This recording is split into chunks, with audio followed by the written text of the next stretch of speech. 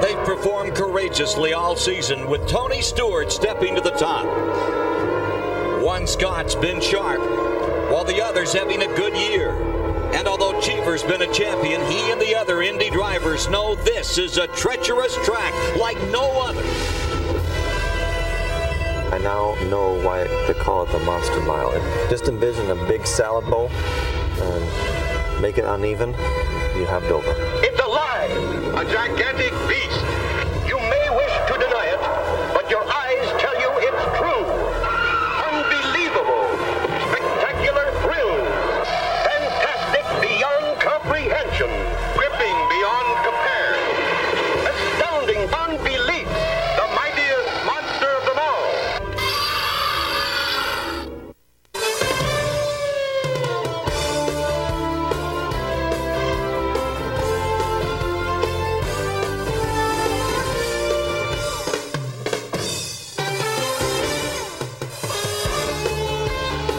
The Indy cars return to Dover, Delaware after a 30-year absence to the Monster Mile, where the action will not be at a mile a minute, but 3 miles a minute. And we're awaiting the call to get it all underway.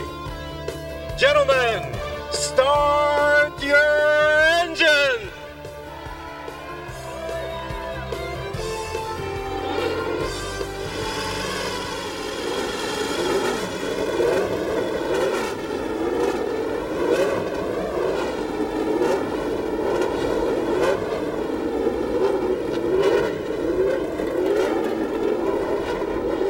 And a good day. Welcome here to Dover Downs as the Indianapolis Racing League is ready to rumble for 400 kilometers. I'm Ken Squire. When IndyCar racing was last at this track, 1969, Bobby Unser was on the pole, 155 miles per hour. It was a terrorizing ride and a terrorizing race. Before it was over, Al Unser, Wally Dallenbach, Lloyd Ruby, Mario Andretti all had big crashes. Consider this, Tony Stewart's on the pole, 30 miles an hour faster at 184 miles per hour. Anxious anticipation down there on pit road. Now let's go to the folks who'll give you the call. Former Indianapolis champion Tom Sneva and Mike Joy.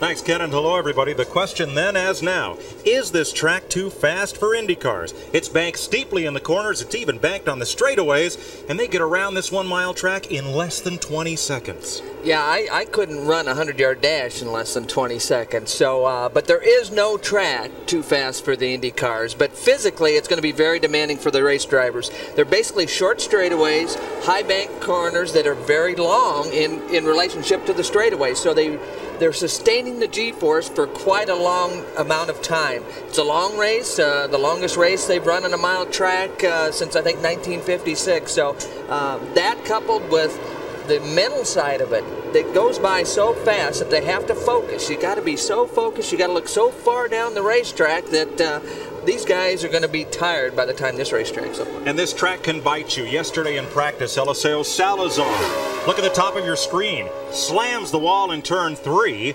rides along the wall through turn 4 before the bank straightaway sends him down to the track apron.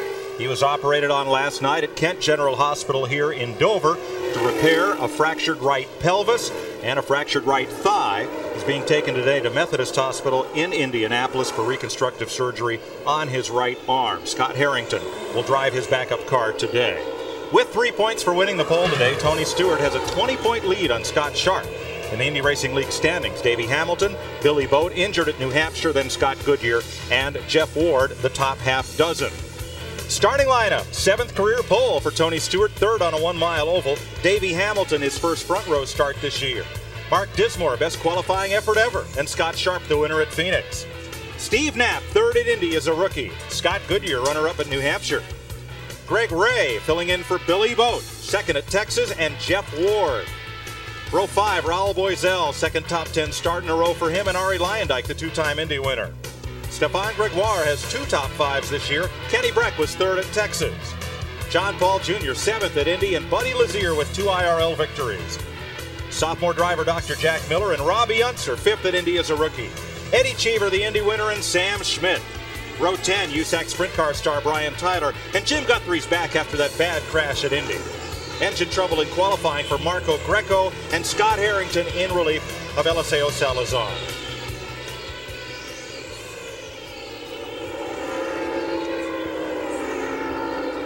Field forming up behind the safety car. And chassis in the race today, really the first track to the G-Force is actually maybe being the dominant car in qualifying. Tony Stewart has both the Dallara and the G-Force, elected the G-Force through testing and then put it on the pole. Oldsmobile, again, the dominant motor, Infinity working real hard to try to close that gap. The tire situation doesn't seem to be a big concern. There's a lot of grip and they're all doing well. Getting set for a start at Dover Downs. 248 miles. Green flag.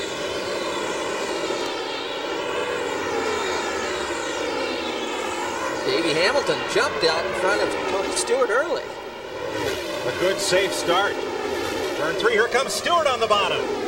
No. Davey Hamilton, Reebok car, had an excellent start. And a good start here for the Pep Boys Indy Racing League at Dover. 5 cars have broken away from the field. Again, coming off of turn 2, a good shot down that back straightaway.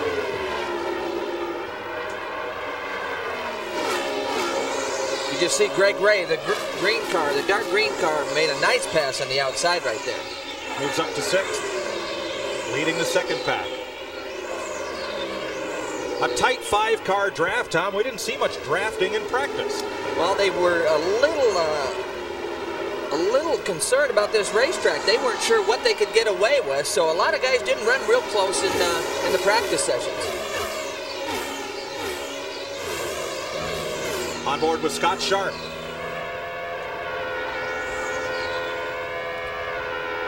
Again, you can see the steering wheel shaking around. We'll go by some lighter spots in the racetrack, and those are the areas where they actually ground down the racetrack to try to reduce the roughness of the surface. Turn 2, back straightaway.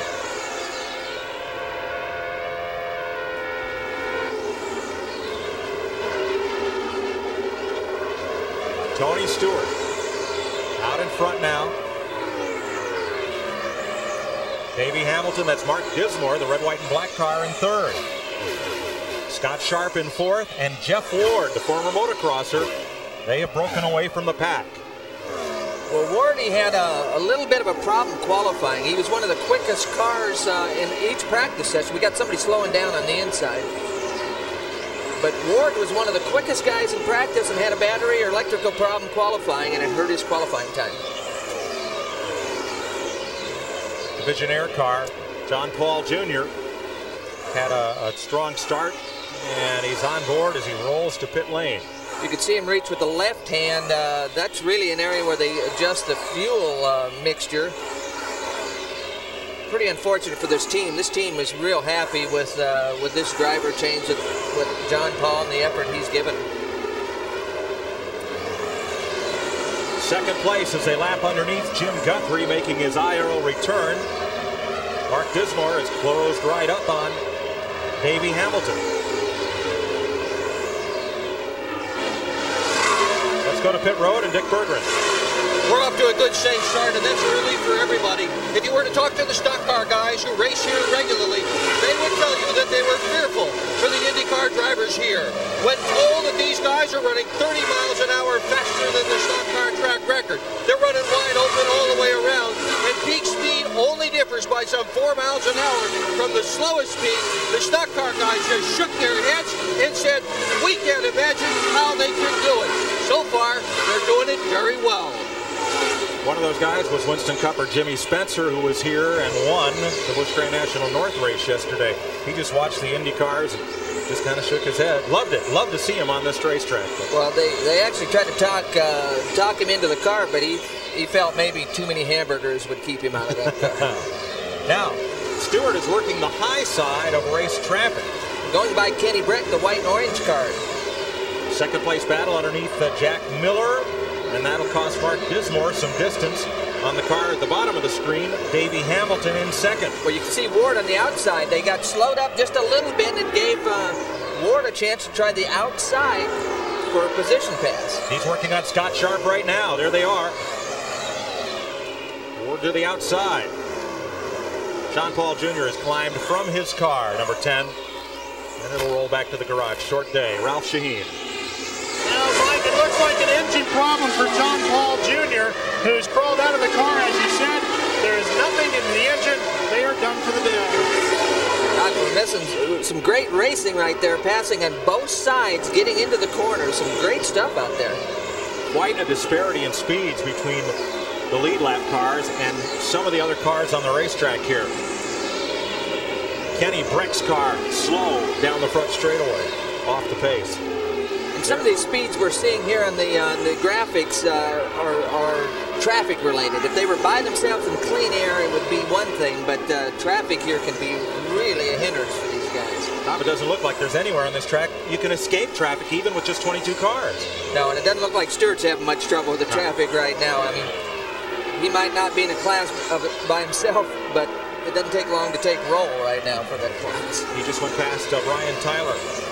Put Tyler one lap down. Stewart's last lap, 178.7 miles an hour in traffic. Mark Dismore, who is not in traffic, last lap, 182.3. Kenny Breck has come to pit road.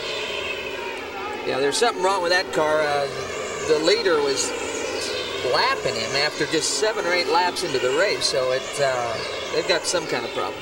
And Scott Harrington's car, the backup car for Salazar, is also in the pits. There's Breck.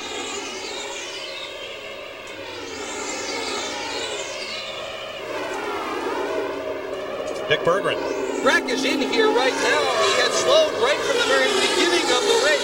Crew Chief John King went out with a fistful of tools, but all they're doing so far is just changing the tires on this race car. They've got all 4 changed, but they're holding Brack. Holding him in the road, just sitting here, nothing going on. Now they've decided to let him go. I'm not sure they were holding him, or Breck wasn't sure he wanted to go back out there with just a change of tires. This battle for second, third, fourth. Scott Sharp right here slid underneath. It looked like it was probably Greco, and definitely got his attention. I think he surprised him quite a bit right then. They were also lapping Jim Guthrie at the time, and that has spread apart some of the leaders. As right now, Jeff Ward has lost touch with Scott Sharp. Tony Stewart, your leader. There's Stewart. Here's Ralph Shaheen. Mike, the bumps on this racetrack as they cross over the sections of concrete are so bad for the drivers that their eyes are just vibrating furiously, to the point that most of the drivers cannot see their gauges.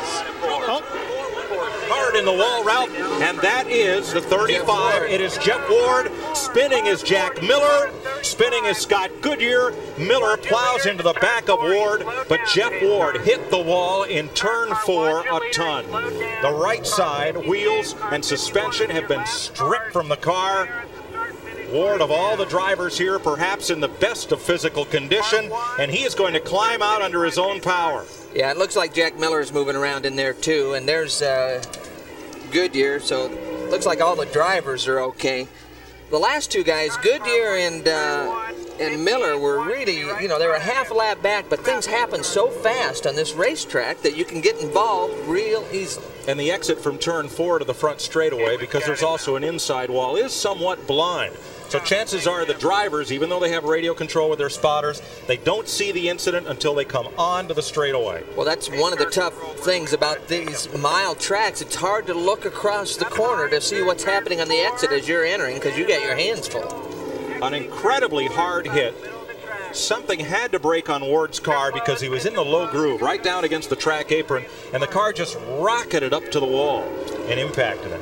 Well, that's one of the tough things about running here in the Indy cars. They like the low groove. It's faster. They can run flat out up higher, but it takes another 2/10 to get around. Ralph Shaheen. Well, we've caught up with Jeff Ward. He's standing by with his wife. Wardy, what happened? You all right?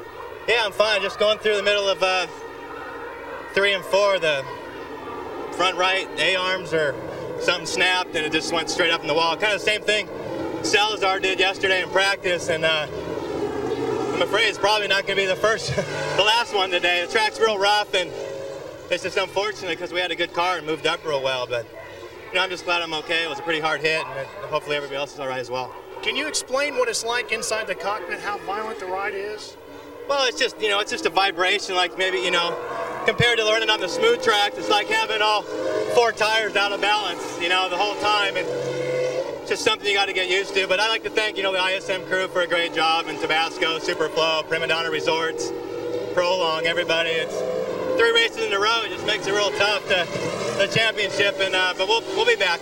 All right, Wardy, glad to see you. Okay, Mike, this is one of the best conditioned athletes you'll find anywhere, Jeff Ward. This is a gentleman who runs triathlons for a hobby. Well, that car is not going to run anywhere. The right side is completely stripped from Jeff Ward's car. There is a look behind the driver compartment, and you see where the right rear suspension was. And look at the right front. Tom, there's nothing left. There's supposed to be all the suspension pieces, the upright, and a tire and wheel assembly there, and it's all gone. But all of that material helped to absorb the impact. Jeff Ward just took a tremendous hit into the wall. Well, you can see the impact here, all the marks along the concrete wall, but again, a testimony to how strong these cars are, because the driver jumps out and uninjured.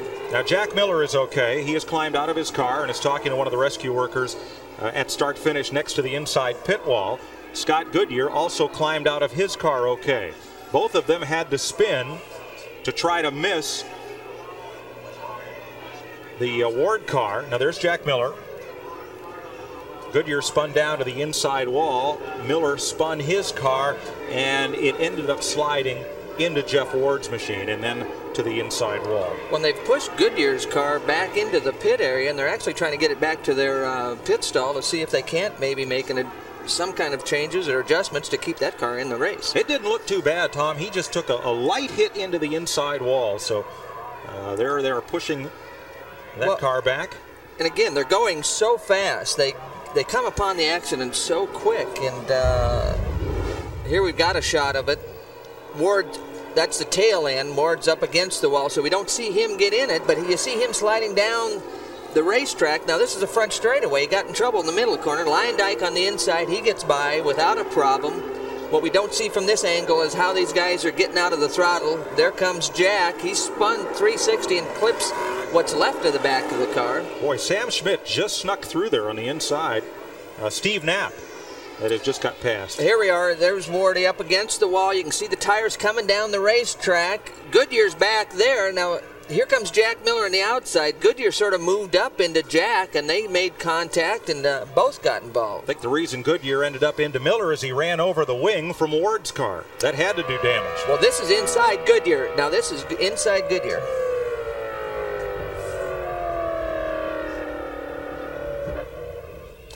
Well, you could see Jack came, he was going quite a bit faster than Goodyear. Goodyear slowed down quite a bit, and Jack Miller was running quite a bit quicker. But again, Goodyear's just trying to miss pieces. This is inside Luyendyk now. Look at, he's just down low, trying to miss all the debris. He gets through, no problem. These bank tracks are self-cleaning. Eventually, what goes up top is going to slide down to the bottom. Again, you see Ward up against the outside wall. Parts are coming down the racetrack. Everything slides to the bottom. These guys are just dodging pieces. And, Goodyear sort of came up. Jack was going quite a bit faster than Goodyear, and those two got together, and they both spun. Let's go to Dick Berggren. Well, Scott Goodyear had climbed out of his race car on the Speedway. They hooked it up with a tow truck, brought him back to the garage area. Chief mechanic Kevin Blanchett, no, and they frantically pushed this thing down to his pit stall. Goodyear climbed back in again. The mechanics went to work on the nose, which was blunted. They replaced it, refired the engine, and Goodyear's going to rejoin the race. So we're under caution here at Dover Downs, 27 laps complete. And we'll be right back.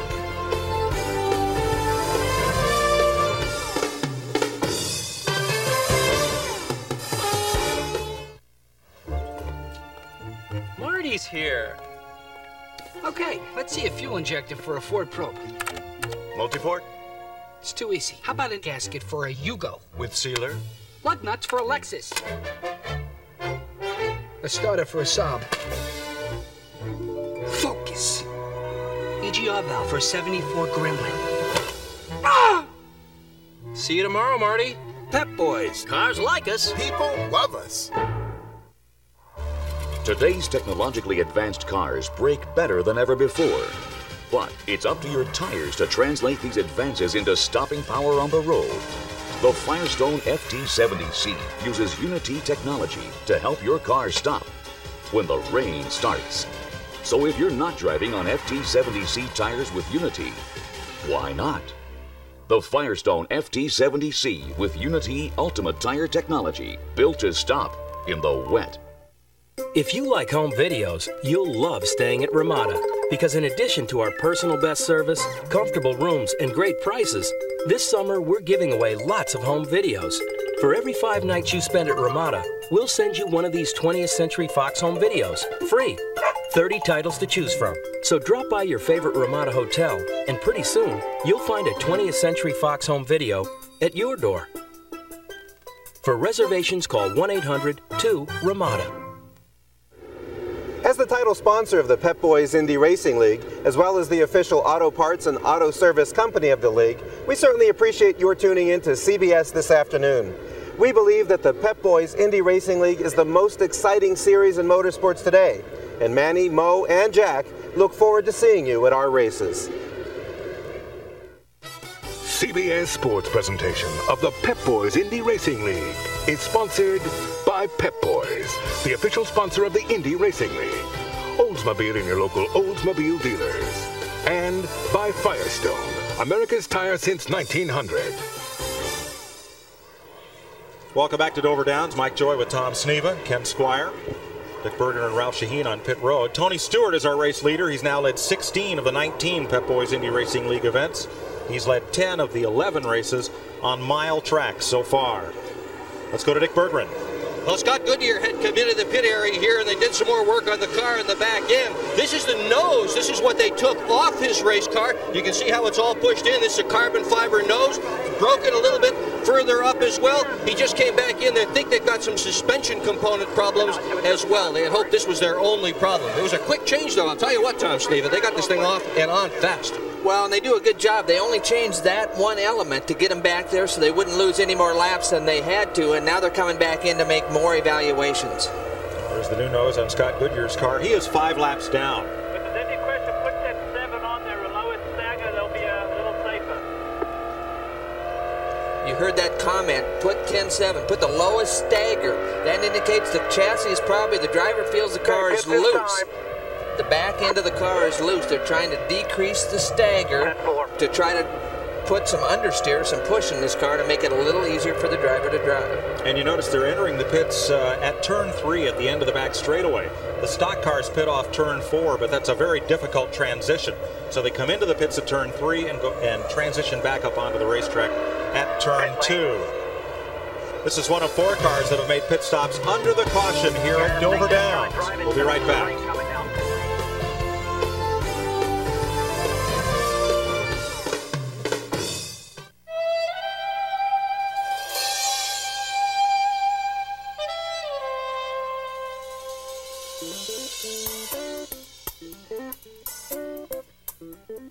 I got this car for me. But if anyone takes notice, that's okay too. Aurora, defy convention. Right now, get 1.9% financing on the Aurora and all Oldsmobiles. See your Oldsmobile dealer for details. Cuddle bug? Matthew, did you take my Clearasil? Oh, that. Well, what do you need it for anyway? It's not just for zits you can see. Clearasil helps prevent pimples before they start. 2 times better than the leading clear pore treatment. That's why I use it every day. Okay, you're right. I'll get my own. Cuddle bud. What are you reading? Clearasil Now. Clearer skin from now on. Welcome to the newest Pep Boys Automotive Super Center. On your right, a world-class collection of accessories. Do pause to notice the thousands of name-brand parts in stock. Impressive. Very. Right now, all ProStart 75-month batteries are just $29.99. Save $10 after mail-in rebate. And you won't just like Pep Boys. You're gonna love it. Pep Boys. Cars like us. People love us. When you learn to drive. At Pennzoil, Here we go. We make motor oil that performs under the harshest conditions. Stop and go driving. Your Pennzoil can protect these cars at the Taxi Cab 500. Maybe you should ask for it next time you change your oil.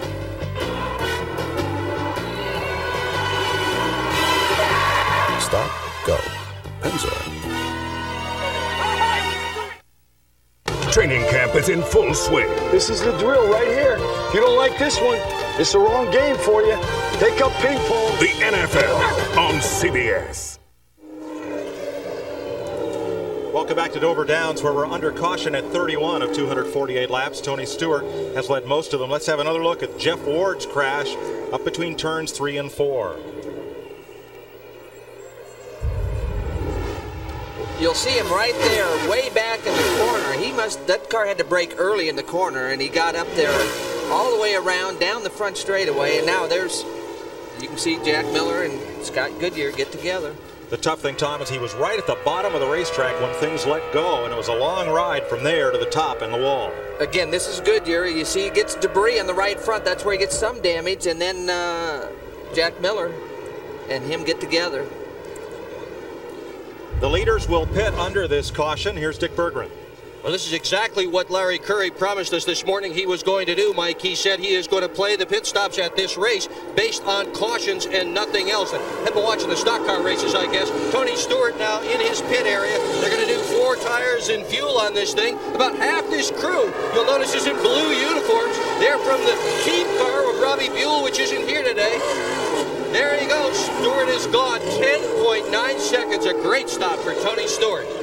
When he was the first out, you saw Davey Hamilton exit the pits right after him, so not much change in the order in the first couple cars. Most of the field has pitted under this caution.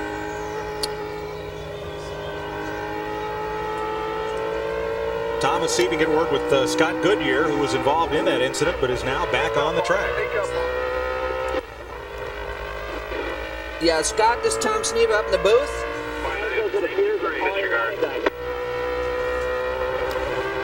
Scott, you can hear him talk to his other guys. Scott, can you hear us up in the booth?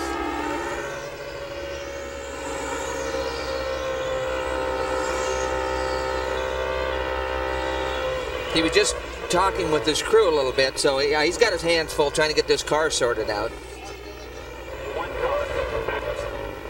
Starter has green flag in hand, so looks like we'll get a restart this time by. Off on a pace car, it's halfway down the backstretch. John Paul Jr. is in the garage. Kenny Brack has electronics problems. They thought spark plug wires. It may go deeper than that. Jack Miller was involved in the incident. So was Jeff Ward. Dick Berggren. Well, Brack's car, Mike, you're right. It may well go deeper than that. They have changed just about everything electronic on that car. John King, the crew chief, however, says they do not yet have the problem. He has gone into the garage area for more significant repairs. Raul Boisel is the race's third leader. As we go back to green, it is the first time he has led an IRL race. Jim Guthrie having trouble getting up to speed. Back under green. Well, again, Mike, you could see that some of the guys did not take advantage of that pit stop, and they remained out. Schmidt's out there. Both the Cheever cars stayed out. Robbie Unser. And Cheever drops to the inside, makes a pass, moves up to fourth. Good racing mid-pack. That in the middle of your picture is Stewart, and way down to the apron, Scott Sharp. He saved it. Oh, my gosh. You don't get away with that one very often. When you run her down on the transition, the car's got to get unstabilized tremendously, but they got away with it. No crash. Marco Greco on the outside. Goodyear, Sharp, both. And Greg Ray in the Conseco car both get by. Marco Greco in the red car was up where he was supposed to be. They told the cars being lapped to stay high on the racetrack. Right, they thought that'd be a little safer situation. If you're off speed a little bit, leave room underneath. There's Luyendyk in the black and white car right there, followed by Dismore. Dismore's been very quick. This is inside Luyendyk. Right behind Luyendyk is Dismore, who's had a good weekend. Cheever running down, leader Raul Boisel. Eddie Cheever in that teal-colored car looking for the lead. Jim Guthrie's been black flagged, slow on the racetrack. Well, Cheever didn't qualify that well, and he was real concerned. He knew he was running a lot of throttle. He's been running wide open since he got here, he told us, but he'd been 2 or 3 miles an hour off for the qualifying situation. Here comes Stewart underneath Cheever and steals second spot away. Well, and I'm not sure Cheever wanted to leave that inside groove open, but... well, he blocks, well, I don't say blocks, but he protects the track against Scott Sharp. He decided to maybe not make that quite so easy on the bottom side, but you can see Stewart just go right through the track. He's right back to the lead. Tony Stewart in yellow and red over Raul Boisel, Eddie Cheever, and Scott Sharp. Greg Ray has moved up to 5th. Unser to 6th. Davey Hamilton 7th. Arie Luyendyk, Mark Dismore, and Lazier. You see how quick they come off the corner there. I mean, they get up the hill in a hurry. Ralph Shaheen. Well, Dr. Jack Miller's just come out of the infield care center. How are you, and what happened to you out there? Oh, I'm fine, thank you. Jeff Ward obviously hit the wall, and some debris came off. I went high to miss him.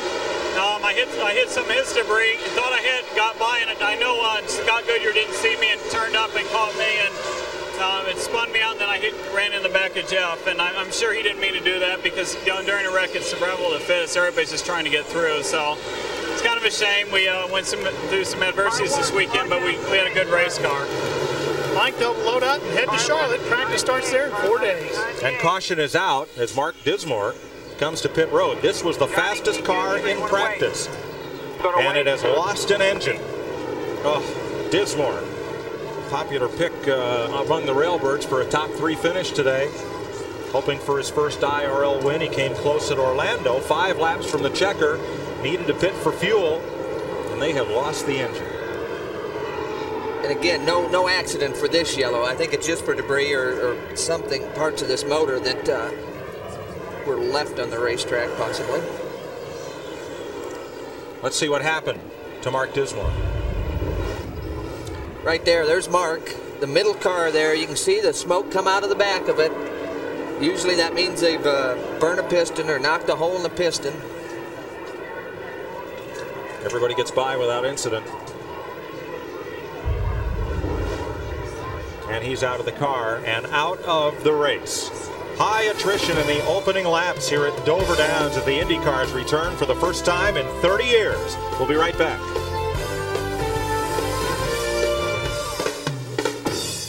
And let's take a look at your race summary here at Dover Downs.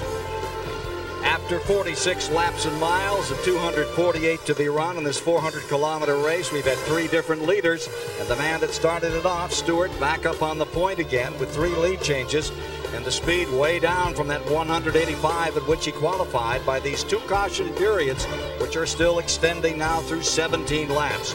And the cars, Jack Miller is out, Ward is out, and Harrington pulled out after lap 1. Let's go to Dick Berggren. I'm with Mark Dismore. He's been out of the car for about a minute and a half, and Mark, your heart is still pounding. How physical is it out there? It's real physical, Dick. It's quite an aerobic workout, I'll tell you. What happened to the engine? What caused it to fail? Well, I think we broke a rod is what it felt like. I mean, I've lost a couple, and that's what it felt like happened. It probably lost a bearing and then rod let go. Many of the mechanics this morning were saying that there's kind of 3 races here, a race to see if the engines are going to survive, the cars or the drivers. In this case, the driver's fine, the engine's not. Mark Dismore, one of the fastest in practice all weekend here at Dover Downs. I'll tell you, they're fortunate if they lost a rod that it didn't go through the side of the block and cause a lot more trouble for everybody. That's true. Tony Stewart leads Eddie Cheever, Scott Sharp, Greg Ray, and Davey Hamilton. Robbie Unser is 6th on the restart. Arie Luyendyk, Buddy Lazier, Stefan Gregoire, and Raul Boisel. Well, again, the big story, Cheever did not qualify that well, but you can see him running right towards the front of this pack. So he obviously has a better race car than he did a qualifying car. Jim Guthrie back on track after a stay on pit road. And Cheever is doing a good job of hanging right with Tony Stewart. He really is. Again, we can really see the white marks down the racetrack. Those are the places where they brought the grinder out to try to smooth this racetrack to make it a little less physical for these race drivers. Dick Berggren. We were wondering about Eddie Cheever going so much faster. Owen Snyder, his chief mechanic, just looked at the lap times that they had put in until qualifying, and he said, this just isn't working. So they changed just about everything in the car. They changed springs, shocks, ride height, rear wing. Basically, they threw an entire new setup at the race car. They only had a few minutes to practice last night. It was good there. It's great today. Cheever's last lap, the fastest I've seen on the board today, 181.4 miles per hour. And Greg Ray just ran a lap at 182.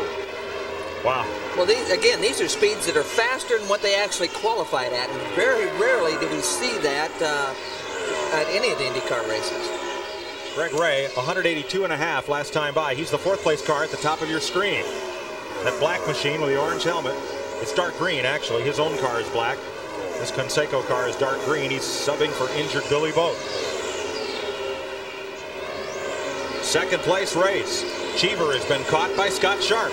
Scott Sharp right there is putting more pressure than Cheever wants to see right now. This is inside Scott Sharp, so Scott now is really just sort of sizing him up, seeing where he's maybe a little stronger, where his weak points are in relationship to Cheever. Wow, inside, bam, underneath, going in. Eddie must be leaving a little bit of room there because, again, he's as quick as anybody. Cheever now being pressured by Greg Ray, right behind Scott Sharp. There's Cheever in the teal and black colored car and that dark green of Greg Ray driving A.J. Foyt's car. Done a nice job. You know, it took him a while throughout the weekend to get used to working with the new crew and working with A.J., but again, it's race time. It's time to press the button, and he's pressing her pretty good. Ray qualified 7th, and now battles for 3rd with Eddie Cheever. It's interesting. Eddie was real good when the tires were cool. The thing's heating up. I can't tell yet if it's starting to get a little bit loose, and he's having to roll out of the throttle a little more than he wants. Well, you could see the bumpiness in Greg Ray's car right there at the exit of turn 2. The car really just jumps and then settles down from the downforce, but it's pretty violent transition. There's Robbie Unser on the outside, the blue and yellow in the children's beverage group, and Luyendyk going by for 6th place. Arie Luyendyk qualified back in 10th position. He's had a time coming to grips with Dover. Now, Greg Ray draws a bead on Cheever, but Cheever's protecting that low line against Greg Ray. More on Greg Ray. Here's Ralph. Greg Ray is filling in for injured Billy Boat. The team knows that Billy is coming back in a couple of weeks and that Greg is going to go on to another ride. So when they worked on this car all weekend, they told Greg, all we want you to do is drive the car, tell us what you feel, we'll make the adjustments. They didn't want to give away any of their secrets with this car, so Greg Ray has no idea of any of the setups on this car. All he knows is it's handling better than it did the last time he was in the pits. Well, it's obvious he's put away the blindfold that Foyt's crew has had on him then. Remember, at Texas, Billy Boat really had to work to hold off Greg Ray to win that race. So. Well, and actually, some drivers are better if they don't get into the engineering side of the race car. A lot of times, they don't need to know what springs and shocks and wing angles are in that thing, but they've got to be able, the driver's got to be able to tell the crew what the car's doing out there, where it's handling well, if it's understeering getting in and loose getting off. He's got to be able to communicate with that team so they can make the adjustments, and obviously it's worked. Let's go out on the roof to Ken Squire.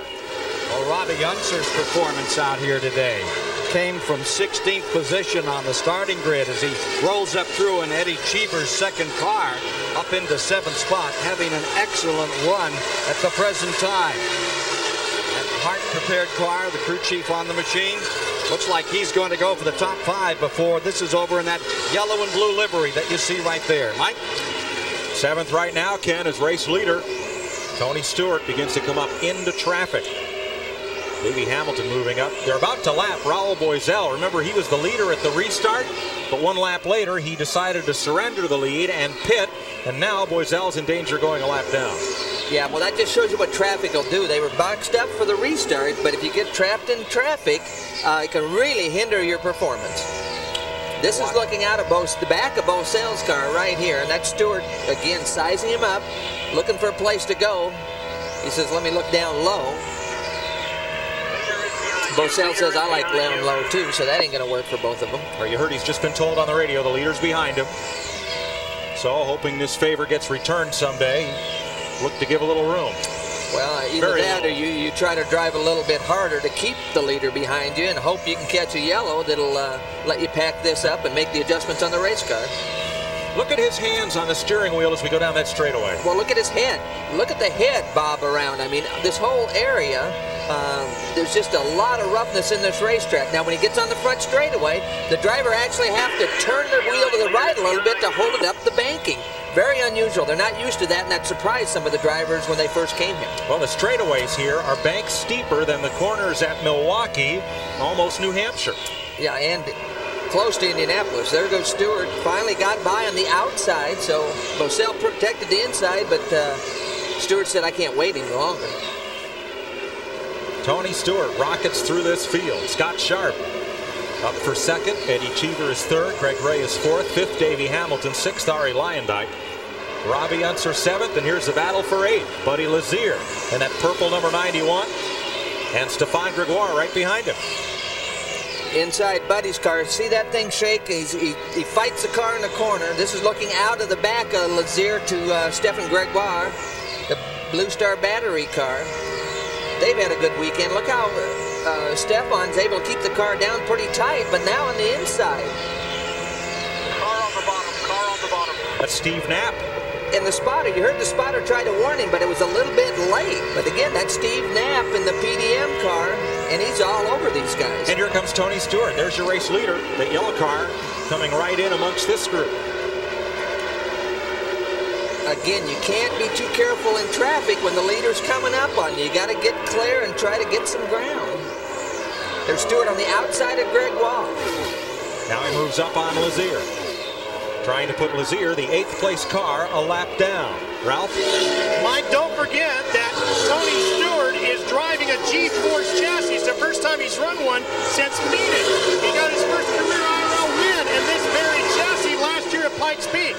The G-Force has less drag, which is exactly what you would want on this racetrack. Tony normally runs a Dallara, a better car for places such as Indianapolis, where you want really good downforce. And his choice of the two chassis for here, they did a lot of testing. Yeah, we got a car slow down that back straightaway right there. Sammy Smith. But you can see how Stewart just dominating the field right now. And it's amazing. It's one of the exciting things about the IRL is that you're able to go back and forth with different chassis for different racetracks, and the motors and everything adapt both one way and the other. Sam Schmidt, the Formula 2000 graduate, on pit road and coasting in. Scott Sharp having a tough time in the traffic. The report is that Schmidt was out of fuel, ran out of fuel, and he may not make it around to his pit.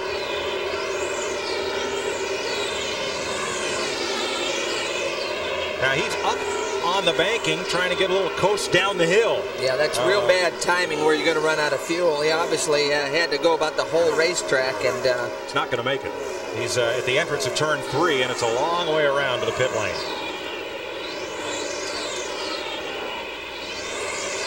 So after 77 laps, a number of them under caution. Schmidt trying to stretch his fuel to the next caution is unsuccessful. Tony Stewart has led all but 11 laps so far today, 77. 78 this time. Well, it's going to be interesting to see what they got to do. Schmidt is not going to make it, so it'll be interesting to see when they throw the yellow to try to get him out of harm's way. Stewart pulling up on Marco Greco once again. Well, we got Cheever and Greg Ray right there. Ray is giving Cheever more pressure than he'd like right now. Sam Schmidt's trying to bump it along on the starter motor, and they have waived the caution for Sam Schmidt. Pits are closed. Car 1, your leaders in turn 3.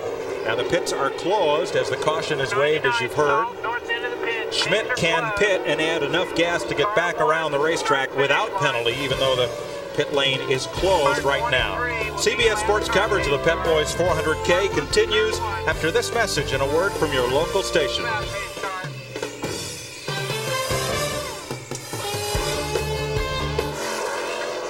Welcome back to Dover. Sam Schmidt running out of fuel has brought out this caution flag after 82 laps.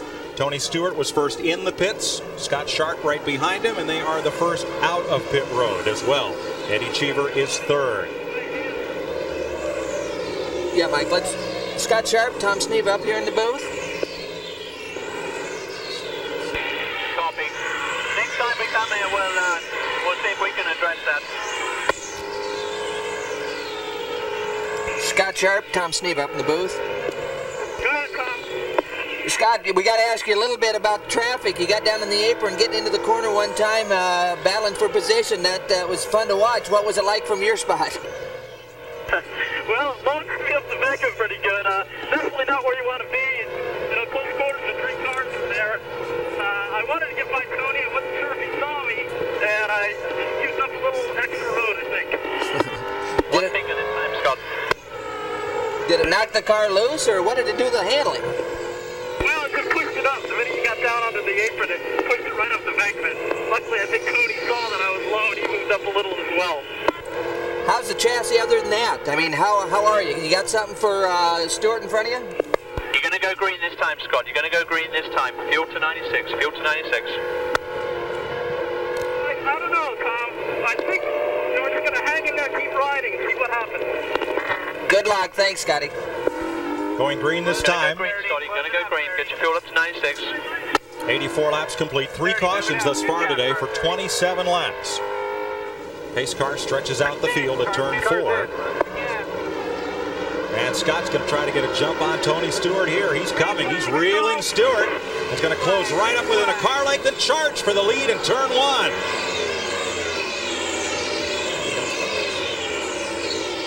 Sharp's got him. A great move. He got a little momentum on the restart. He's able to get after the throttle and got the job done. Battle for third. Greg Ray. Well, good battling here, side by side. Goodyear on the outside. He's a couple laps down, but he still wants to race with these guys. Greg Ray almost got in the side of Cheever. Scott Goodyear lets the cars on the lead lap go by. Now out in front of Scott Sharp is Knapp. Back in 13th spot, 4 laps down, but he's just as fast as the leaders right now. That's Knapp ahead of Scott Sharp. Again, this is inside Sharp's car. You can see him shuffle his hands around to get around this racetrack. This car looks like it might be a little bit softer suspended than some of the others we've been in car with, because he doesn't have the vibration, or we don't see the vibration that some of the other cars have. Ralph? Well, Mike, soft or not, he likes the way it is. He has made no adjustments to the chassis or handling of this race car. And that last time they just took tires and fuel. Crew Chief Mike Horvath says they're very pleased with the handling of their race car. And Ralph, he has pulled away from Tony Stewart. Now here's the third place battle. Davey Hamilton in orange and silver, the Reebok colors, then Greg Ray and Eddie Cheever in teal, keeping close tabs on one another. But Scott Sharp is really opening up a lead. Well, that's pretty impressive, because we asked Scott if he had anything for Stewart, and he wasn't sure he did. But it goes to show you how close these cars are running, and being in the right traffic position in clean air really helps a car. Closing in on 100 laps, Ken Squire. When you watch this battle between Scott Sharp and Tony Stewart, remember, it's not just over Delaware. This is for the Indianapolis Racing League Championship coming into the weekend. Leading in the points was Stewart by 20. Picked up a few more by sitting on the pole. But the man in second spot is the driver of the number 8 Delphi Automotive car. Qualified 4th, Scott Sharp out of Connecticut, now leading. Back to Mike Joy.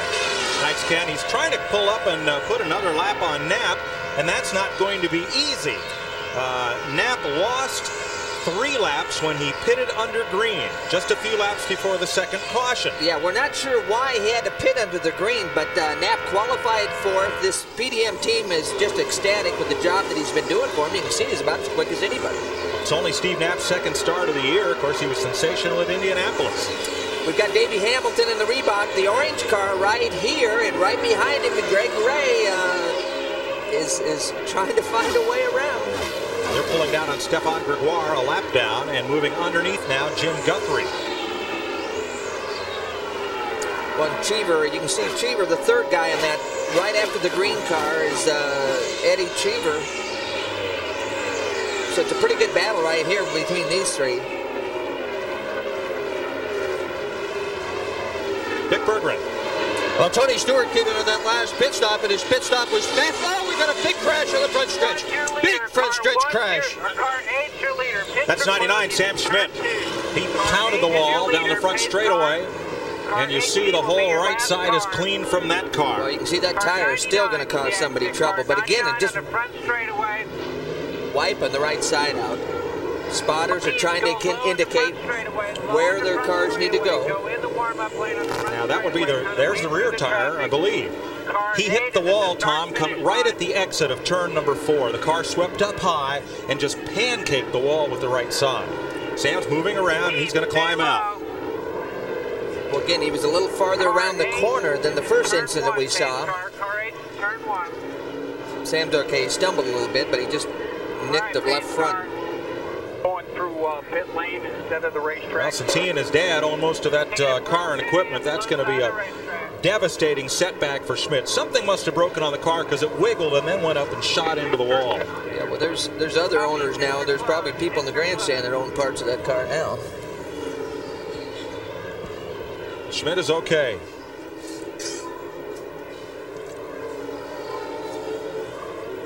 They've had a pretty decent season, the races that they've been running at the finish. Well, he has 7 DNFs in 11 career IRL starts, make that 8 for 12 now. Okay. If you'd been sitting on top of the wall, here's what you would have seen. This is coming out of turn 4. Oh, the thing got sideways. The back end jumped loose, and he had to try to catch it. We used to have a camera in that location. Not a cameraman, folks, but a camera. Mandatory trip to the infield care center for Sam Schmidt. And you could see the car, the back end just stepped out on him big time. He tried to catch it, and by that time he's in the outside wall. Bits and pieces, the front suspension access panel off the nose. And let's slow this down for you. It's hard to get a sense of the force of this impact at speed. Again, you can see the car get sideways. He tried to correct it, and when he corrected it, turned it to the right. Boy, it just caught and snapped it up into the outside wall with the right front. It shows, Tom, though, how far we've come in IndyCar construction with regards to safety.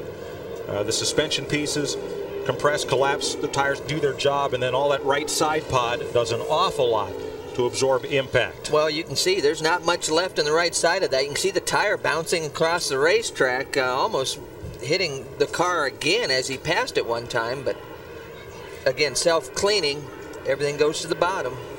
Let's check with Ralph. Mike, look at this. Here's one of the tires and pieces that came off of Schmidt's car. You can see the inside is still here. You can see all the suspension pieces as they broke upon impact. The outside of the wheel tire completely gone. A very, very heavy impact by Sam Schmidt. This was still on the racetrack. The track cleanup crew picked this up, just threw it over the wall to get it clean so they could get the other cars still in the pace laps away. Look at the brake line, still attached.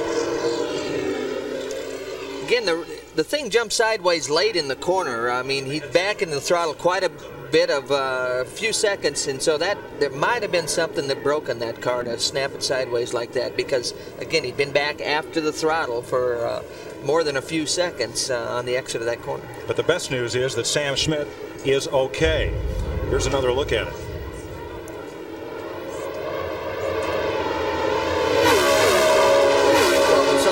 Get right in our way just as the thing snapped sideways. But look at the debris that these other cars have to try to drive through at speed. Now, I talked to some of the guys last night. They'd say they'd rather drive through it than try to avoid it, especially down in the corner, because the transition is so bad that they think they can get in more trouble by trying to dodge the pieces than they can by just driving through it. Sam Schmidt's pulled up at the care center. Again, that's a mandatory trip for anyone in the Pep Boys Indy Racing League. If you're involved in an incident, you go to the care center to be checked out before you're released. That transition that Tom's talking about is from the 24-degree banking down to the track apron, which is essentially flat, and it's a very sharp drop there. It would look a lot like a curbing almost. Well, and again, a lot of times the camera angle doesn't show it, but the racetrack goes down like this. When you get to the flat, it's a lot sharper angle than what it appears to be on our camera angles. So we're under caution again for a bad crash here at Dover. Sam Schmidt is okay. Walked away, and we'll be right back to Dover Downs. Welcome back to Dover Downs. We are under caution for Sam Schmidt's crash coming out of turn number 4. Schmidt just hit the wall hard. Now, Scott Sharp in the last run of green flag racing had opened up quite a lead on Tony Stewart. Let's go to Dick Berggren in the pole sitter's pit. Mike, the handling has gone away on Tony Stewart's car. In that last pit stop, they changed the tire combination on that race car. They also changed the nose wing. Stewart radioed back to his crew, it's worse. He's got a lot of onboard adjustments in that car. He's fooling with all of them, and he says to his team, do not worry. This car will be fine at the end of the race, even though Scott Sharp's faster than us right now. Thanks, Dick. There is Scott Sharp, your race leader. Stewart lines up in second. Well, we talked about the adjustments you can make on board. There's a bunch of things. They've got weight jackers that you can run on only one corner of the car, so you can change the weight from the left front to the right front. You can move the weight around 70, 80 pounds, and that sometimes can change the handling characteristic quite dramatically. Late pit stops for Scott Goodyear, who is laps down, and Arie Luyendyk, who is on the lead lap. We're joined by Billy Bode, who's back after that tough crash at New Hampshire. How's the leg mending up?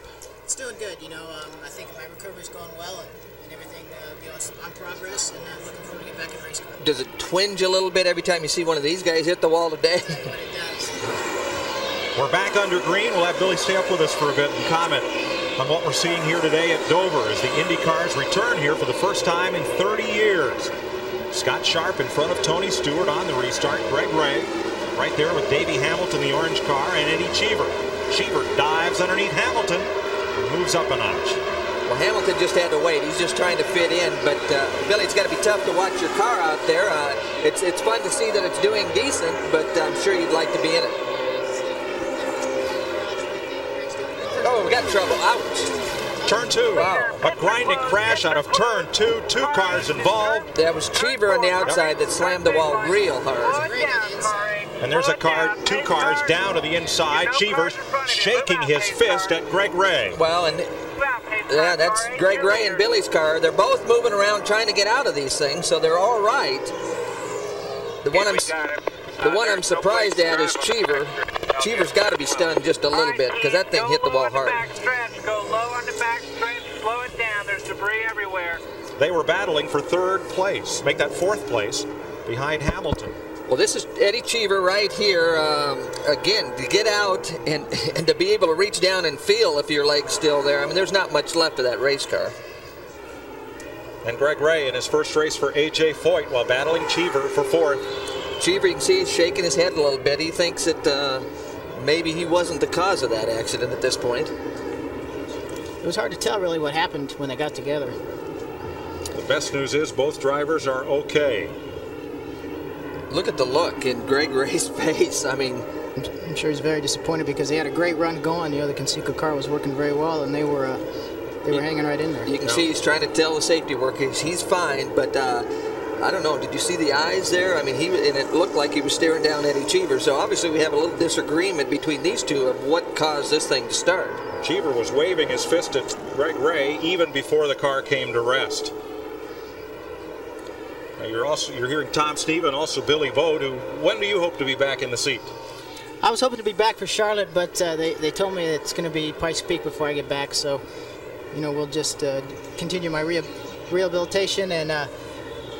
Just keep working out and staying with it, and then I'll be ready for Pikes Peak. I know you'd rather be in the car than standing up here with us, but what about what we're seeing here today? We've had Jeff Ward, we've had Sam Schmidt, and now these 2 cars just pound the wall here.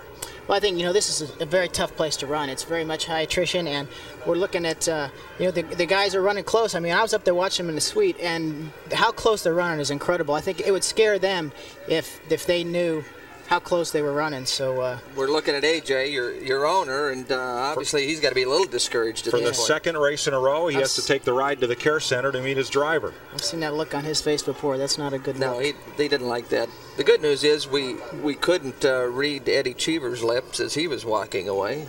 Yeah, it would be interesting to see that replay again. Well, let's try to see. This is inside Lazier's car right there. Well, again, you see them wheel to wheel, side by side. There's just not enough room. No, They're both fighting for the same spot, and touch wheels. Again, from that angle, it didn't look nearly as severe as it did from the live angle, the other angle we saw. Looked like they just ran out of racetrack. You know, Eddie was coming down, and the car on the bottom is naturally, you know, the gravity wants to take it up the bank, and they just ran out of room. It's very unfortunate. It looked like Greg realized that he wasn't going to be able to get the pass done. He was actually trying to sneak back out of that situation, and, you know, it doesn't take much of a wobble when they're running that close, but it's amazing these guys feel good enough to run that close to each other when they're running, you know, the speeds they're going on a mile over. Here they go.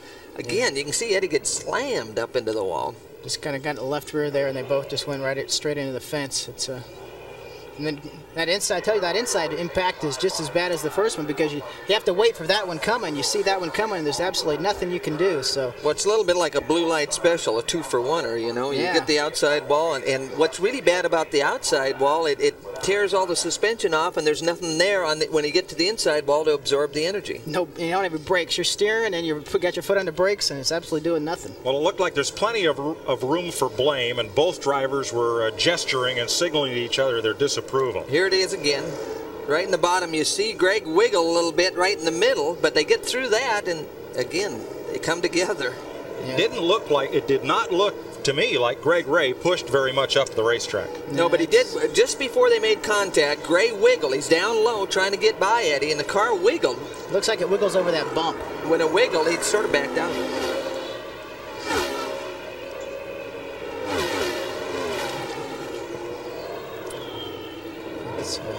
Those wall-mounted cameras are they're earning their pay today, overtime. Well, the drivers are taking a beating and earning their pay today, too. Dick Berggren. Well, Tony Stewart's problems just got a whole lot worse. A few laps ago, he radioed to his crew that the corner of the dashboard was flopping down. A few laps after that, the whole dashboard fell into his lap. So he is here on pit road. They're taping the dashboard back into position. The great worry is, what would happen if one of the wires there might short out or might fail? That could cause a problem with the engine or some other component in the race car. Stewart's back on the speedway. He is at the tail end of the lead lap. What's amazing is they've changed a lot of parts on that car, put new wing, new components on it, because they knew how stressful this racetrack is on the different suspension pieces. But I don't think they thought the dashboard would fall out of the thing because of the racetrack. Here's the top of that suspension cover gone. One car, the number 81. Here's our Aflac trivia question of the day.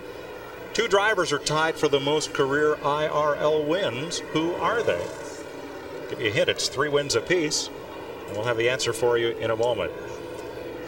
We're under caution at Dover Downs International Speedway as the Indy cars return. We'll be right back.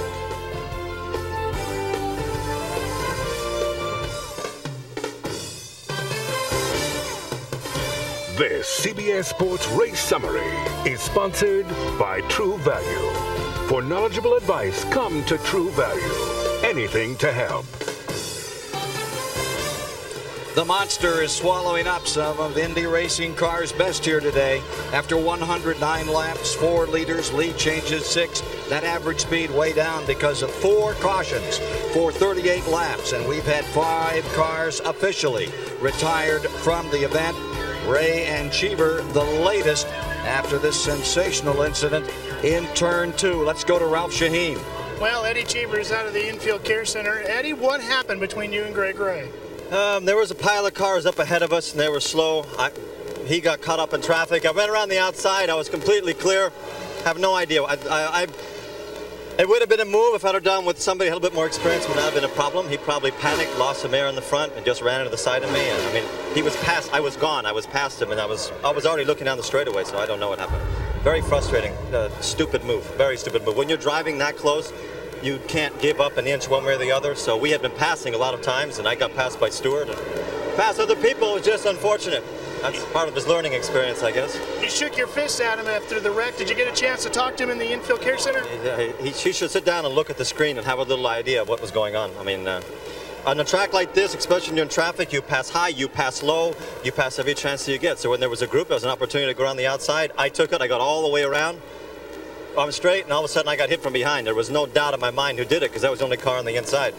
I'm particularly angry. It's very dangerous. It's not uncalled for. Eddie Cheever's car is hauled off to the garage area. Mike Joy with Tom Sneva and Billy Boat joins us. The winner in Texas and off to a fine run in New Hampshire when you got caught up in one of those accidents not of your own making. We're going to show it here and kind of have you describe what happened to us, to you up there in New Hampshire. You can see right here, J.J. Yaley gets loose, and I'm going to go around the outside of him, and then right there I get tagged. And not really a big deal, you know, I get the wall right there, but then I lose the steering and the car comes back across the track, and then right there Raul Borsell gets in the side of me. And you can't really see the impact, but the nose of his car is lodged right in the side of mine right now, and it actually went in about 10 inches into my car and was laying in my lap, and it was something I'll never forget, a pretty painful incident. But I really got to give a hand to the IRL medical crew. You know, they did a great job of getting me out of the car, and, you know, Dr. Bach, they flew me back to Indy and took care of me there. And, you know, those guys did a great job, and I feel real lucky. It was pretty interesting. It looked like he almost cleared the whole situation, but just got nipped, and the outside wall really didn't do much damage. No damage at all. It was just all that impact right there, right at the end, and, you know, just some unfortunate deal. Watching Arie Luyendyk pitting. Billy, glad to hear that you're okay and on the mend and going to be back with us in Colorado Springs. Thanks for stopping by. Thank you. Ralph Shaheen. Unfortunately, Mike, this infield Kirsten has been pretty busy. Sam Schmidt out now. Sam, what happened to you?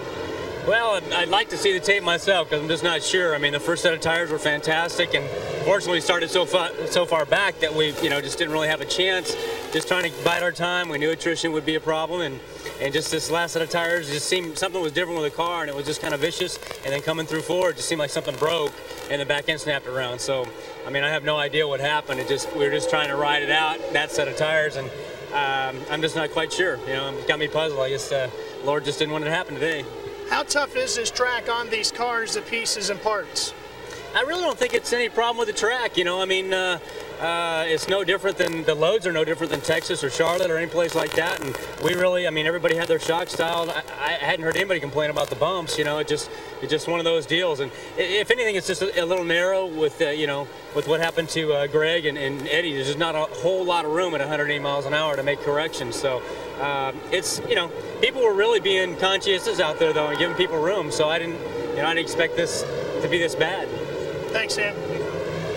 On the pit stop, the left rear tire changer for Arie Luyendyk knocked down in the move through the pits here. Well, here's a replay of it. Left rear right here. The car is actually let down before he gets the wrench back on it. Oh, he got tangled in the hose. Trying to push the car away. Got tripped up there. Well, again, he's behind most of the serious stuff, so that didn't look like it should have been too serious. It's behind the race car, so at least the race car didn't get him. He's okay. All right, Tom, who are the two drivers that are tied for the most career IRL wins with 3 apiece? Well, I think you got to put Tony Stewart in there somewhere, and I'm going to give somebody else the opportunity to. Here's a hint. Look at the screen. There's a hint. I wanted to give somebody else the chance to put Arie in that second position. Arie Luyendyk and Tony Stewart have 3 Pep Boys Indy Racing League wins. Cleaning up from the crash between Eddie Cheever and Greg Ray while racing for 4th spot. We'll be right back to Dover.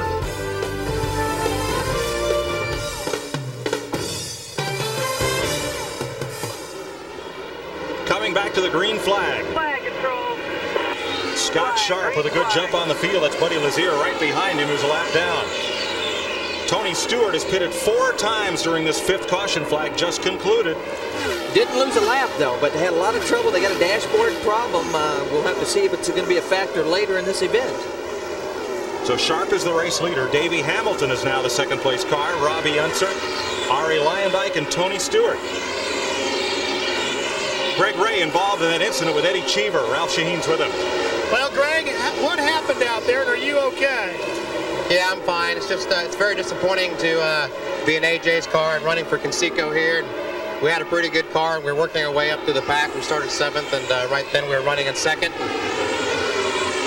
You know, I really think we were one of the fastest cars on the racetrack, and earlier that session, Eddie Cheever was blocking me, and I'd back up, and I'd run on him, and I was 4/10 a lap faster than he was, and And on that restart, he tried to take a flyer on the outside on the second lap, and he squeezed me down. I hit the apron, and I gathered the car up after that, but he just didn't give me enough room at the exit, and he cost us both the race. I mean, it's really disappointing. We're just barely, not even halfway, and that's just uncalled for. Apparently a difference of opinion, Mike. Sure is. One that'll be talked about after a lot of looks at those replays. Well, the view is very different from different angles on the racetrack, and drivers very seldom make mistakes. It's usually the other guy. Good point. Scott Sharp leads Davey Hamilton and Robbie Unser. Now, Tony Stewart is your Stewart. He's passed Arie Luyendyk, so he's back up to 4th place, charging toward the front. Well, the problem they're having isn't hurting the performance of the car as far as handling and speed around the racetrack, but what it's doing to their telemetry and their communication and what he knows about what's happening with the car, that's something else. One of the 2 fastest cars throughout practice, Mark Dismore the other. Stewart starts on the pole today and led most of the first half of the race. Riding with Scott Sharp, the race leader. Delphi Automotive camera on Sharp's car. An engine is gone in Raul Boisel's car. Turn 4, plumes of smoke. Well, we're actually seeing more motor problems than I thought. The stress we thought would come from the physical aspect and the suspension and those kinds of things, but we're seeing the engines go away tremendously here. Trans World number 30 of Boisel coasting to a halt. Yeah, a little smoke here. That's just fuel gathering up. The motor stopped a lot quicker than the fuel injection system did, and so that's just some fuel burning off there. We just crossed halfway, and Scott Sharp is the man at the front. Wilton, Connecticut native, go-karter, sports car national champion, IMSA World Sports Car driver, and now IndyCar racer. Well, and it's the Kelly Automotive Group. Here's Scott Goodyear that we saw had the problem earlier. Again, when you're 5 laps down early, you think you're pretty much out of the race, but with this kind of attrition, he still could be a factor. He is. He's the 11th place car. Dick Berggren? Boisel is in the process of getting out of his race car right now. There's a lot of fluid here all over the ground. Smoke pouring out of the area where the radiators are. Disappointing. He had run very fast in practice and thought he might have one of his career best days here at Dover, but it will not be. Stewart going around the outside of Robbie Unser in the Beverage Group car. That's 3rd place for Tony Stewart now.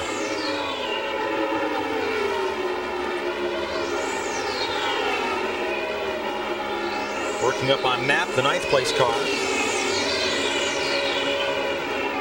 And then Gregoire. Gregoire is 7th. Well, you can see, Tony, this is where a driver really smiles. When the car works this good, he can go high, he can go low. He can take it where he needs to take it to get the job done. Passing flag working on the drivers a lap down, but Gregoire holds on to that bottom lane. Well, the big question is Tony having to hold the dashboard up with his knees to get around the racetrack? They do a lot of testing with race car chassis, but I don't imagine, Tom, they do a lot of vibration testing with the whole car. Perhaps after this race, they'll start.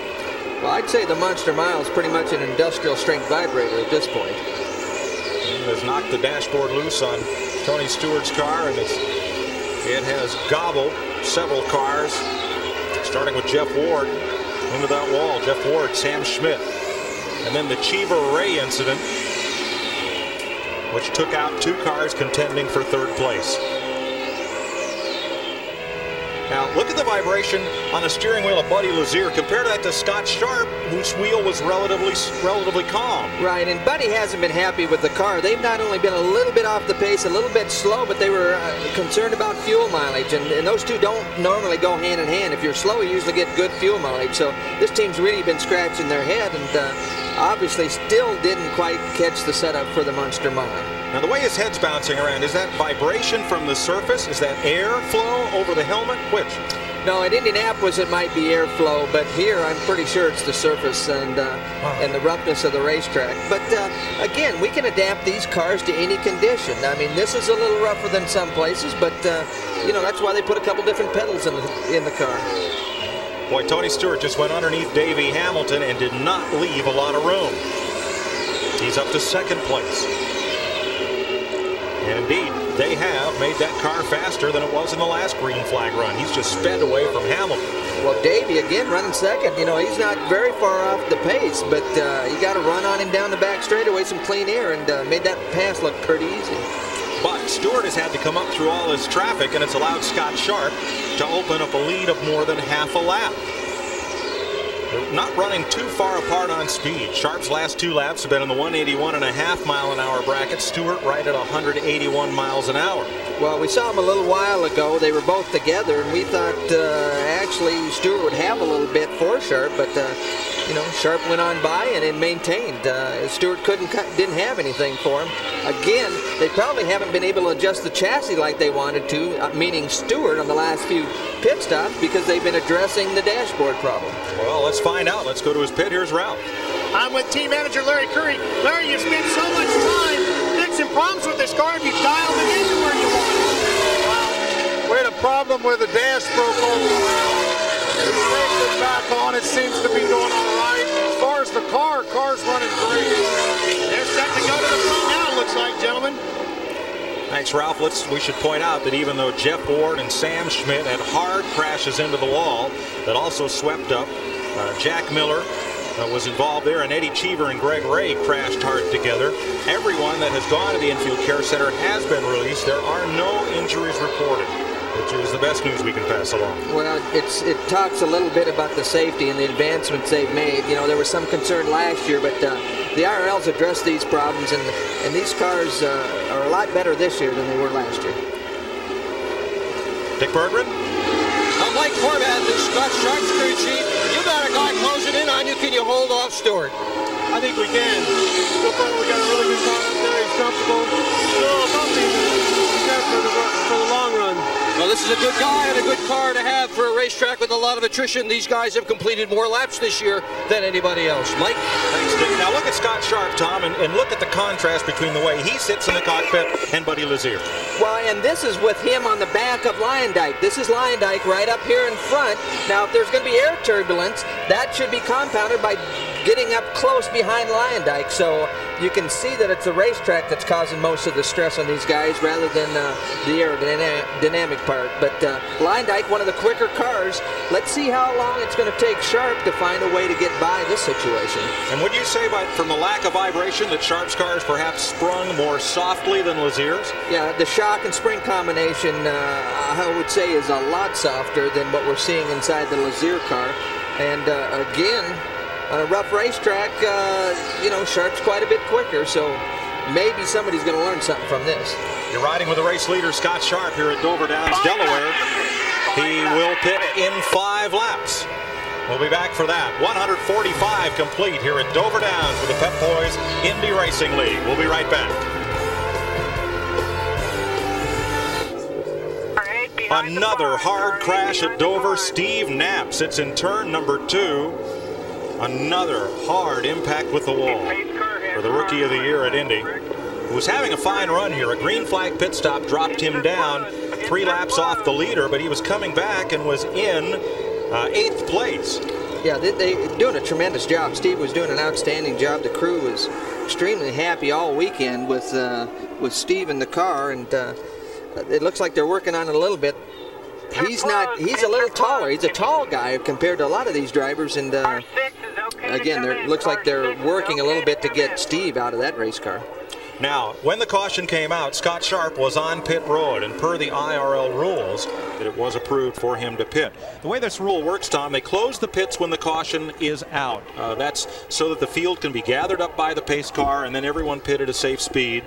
But if a car is either already in the pit lane or has a problem, they are allowed to pit, but just to address the problem. Then they have to go back out and then pit in sequence with the rest of the cars. Yeah, and it's really a great rule from a safety standpoint. When the pits were open under the yellow, we were forced or actually raced to get into the pits. And the yellow's out because you need to slow the cars down. There's a problem out there. So I think it's been a great change and has helped the safety of the sport. Robbie Unser is on pit road, and Scott Sharp's pit stop allowed Buddy Lazier to get back up on the lead lap.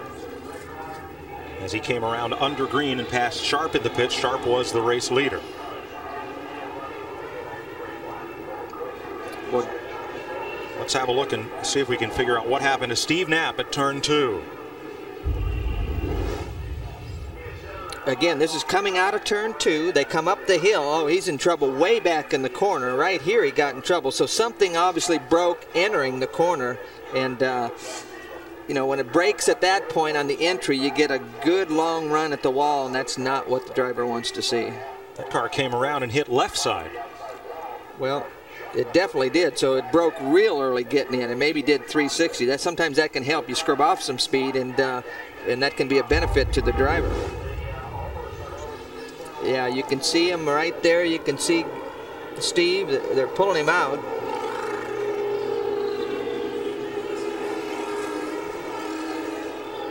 And we'll get an update on Steve Knapp for you just as soon as we can.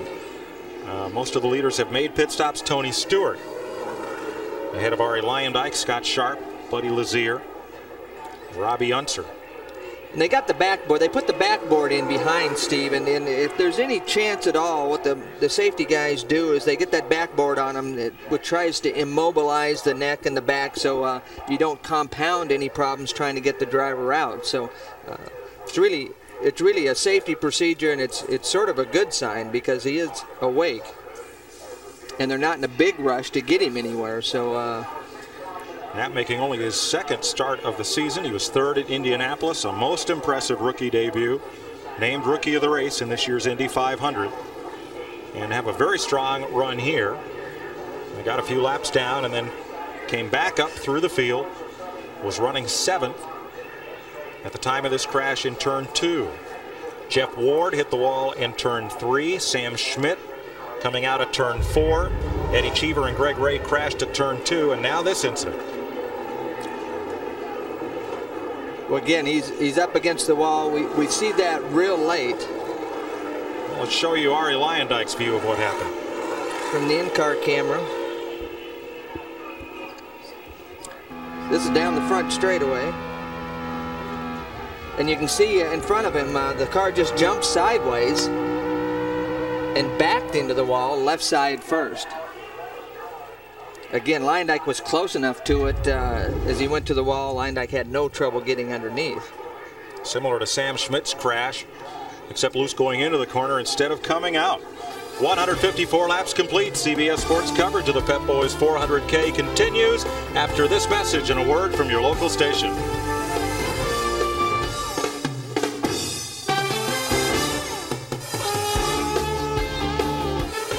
At Dover Downs, this IndyCar race is turning into a last guy, tough man standing kind of fight. We've got 155 laps and miles completed of the 248 to be run for 400 kilometers. 4 leaders have swapped that point position and 7 lead changes, and there you see the big story. Although they can turn this track at 180 miles per hour, average speed is only 102. 6 cautions, and the latest is for number 18, Steve Knapp, who crashes in turn 2, right where we saw Ray and Cheever in trouble not too long ago. Cleanup continues down here in the turn 2 area of the Monster Mile, which continues to gobble up competitors today. Just gobbling whole race teams, Ken. It's been quite a day. Let's have another look here. Tom Sneed will take us through this from Arie Luyendyk's car. This is inside Luyendyk's car. Again, right here is Steve Knapp. There's one car in between Luyendyk and the trouble. The back end just jumps sideways on him, jumps out. The car backs up into the wall, left rear first. If there was good news, the only good news would be that the driver, when you back him in, he doesn't get to see the crash. There's a look at Knapp's car, and you can see the left side pretty well cleaned off it here, as Knapp's car is hauled away.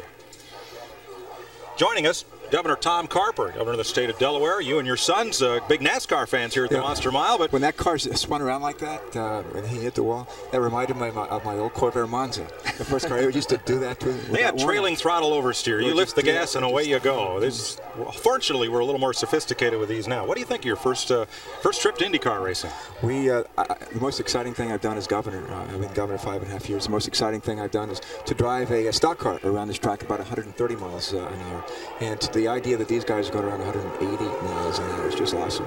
My boys are 8 and 9, they're just next door, and they think this is pretty exciting. And thanks frankly, for visiting. So do I. You bet. We're glad that you're here. We're all excited to see. Thanks for having us. You know, there's a little politics in racing every once in a while also. We'll look forward to that speed limit in Delaware being raised to 130 miles an hour sometime soon. Well, I reminded when I became governor, I was a congressman for 10 years, and my first year or so, a period of adjustment, and I think maybe that's what we're going through here as well. Perhaps so. It's a tough learning curve sometimes when you go to a new racetrack for the first time. Well, we'll get there. Arie Luyendyk completes his pit stop and rolls back out as we work this caution flag for Steve Knapp's accident. We have nothing. It hasn't changed since lap 110. Through the incident scene at turn 2, and they're working them way around the debris that's being cleaned up now and to rejoin the field. In 1969, they ran Indy cars here. 200 miles was the distance. Winning average speed, 124.9 miles an hour. Average speed today, 100.2. The technology is greater. The tires are stickier. The cars are faster. And the accidents, wow, we've had a spate of them here today. Well, it is. When you run this fast on a mile oval, I mean, Dover, it doesn't matter what kind of cars they run here. There's usually a lot of attrition and a lot of damage is done. The monster survives. Let's go to Ken Squire. I was going to say, Mike, this is almost a replay of 1969 with the number of cautions we're having, just that speed was actually a little quicker because these incidents are so hard and they tear up this equipment so badly. But again, it's a matter of attrition and who can last this one out. And don't forget, as you watch, Stewart in front and Sharp in second. Let's go down to Dick Berger. The good news on Tony Stewart's car is that the dash is staying on it. This is a smart strategy. Take some tires, put fuel in it at this point. With so few cars left on the lead lap, they may as well just put themselves in the best possible situation. 7 seconds to Ralph. Arie Luyendyk has been in and out of pit road twice. He came in, they checked the fuel and put new tires on the car, and even went around the car to check the suspension to see if anything was being upset due to the vibrations. Everything was fine. He went back out. They came back in and just changed tires again. Arie was not happy with the feel of the first set of tires. Can you give us a lineup? He'll rejoin the field as Steve Knapp is going to be airlifted from the Speedway. There is no tunnel at Dover for the ambulance to drive out, so they will airlift him from the racetrack to the hospital, and we'll give you further word when it's available.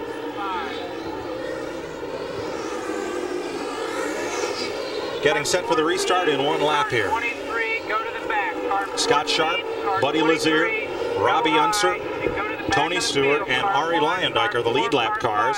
6th is Stefan Gregoire, then Davey Hamilton, Marco Greco, Scott Goodyear, and Jim Guthrie. He is 10th.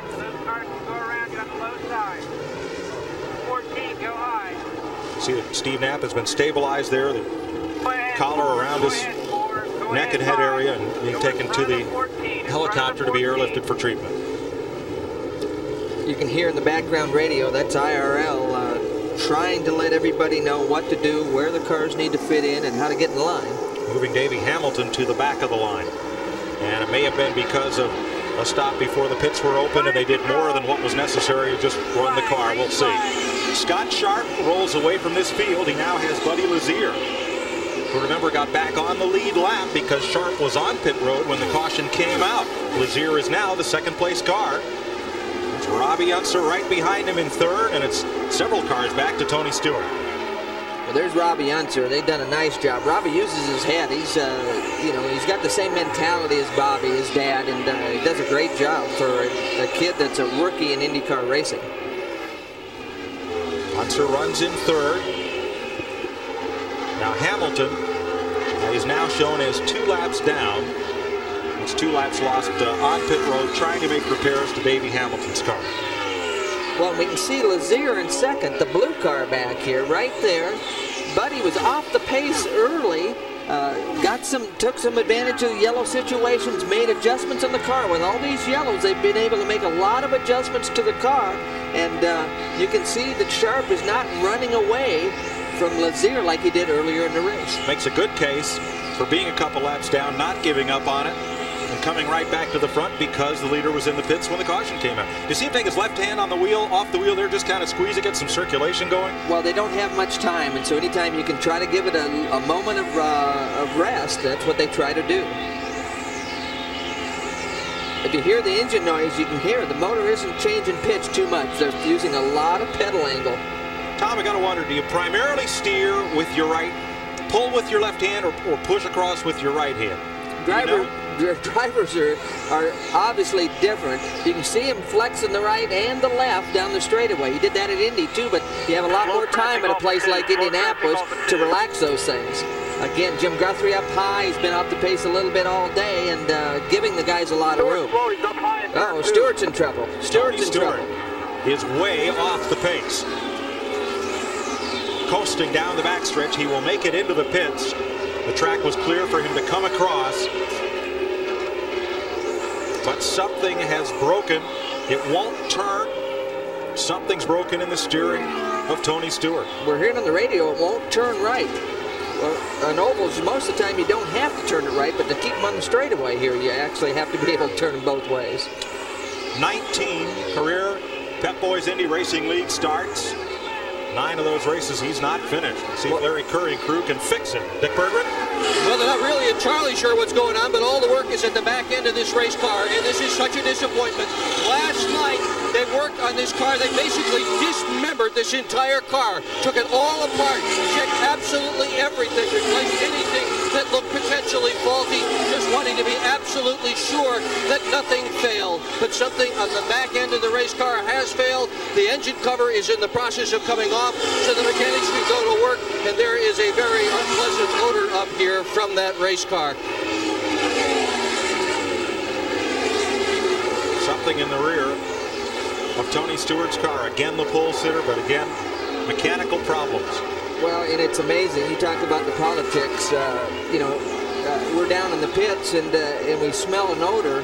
That's usually not something that is involved with the steering gear. So when they're saying that the car won't turn right, but they smell bad breath, those don't go together.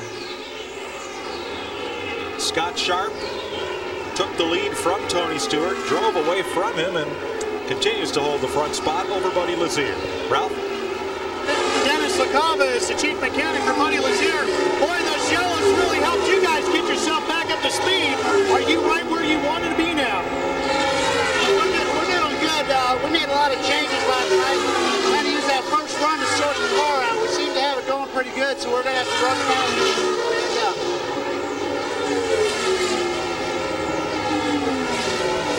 Buddy Lazier, and back in the pits of Tony Stewart. Take it nice and easy. It looks like Tony Stewart is out of the race.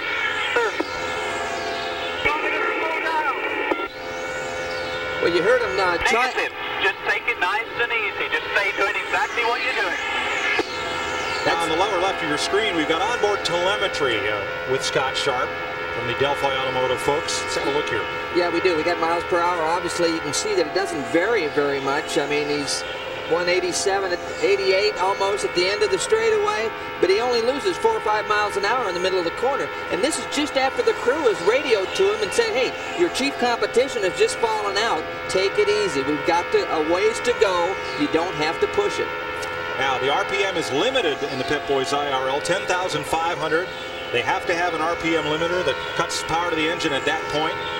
Acceleration percentage from 0 to 99. How far are those throttles open? Yeah, that's really the throttle angle there, and you can see he's rolling out of it a little bit, but the way we've got it calculated, actually, right there, we're only going to see 98 as full throttle. So, but again, we're seeing these numbers just after the crew has told him to take it easy.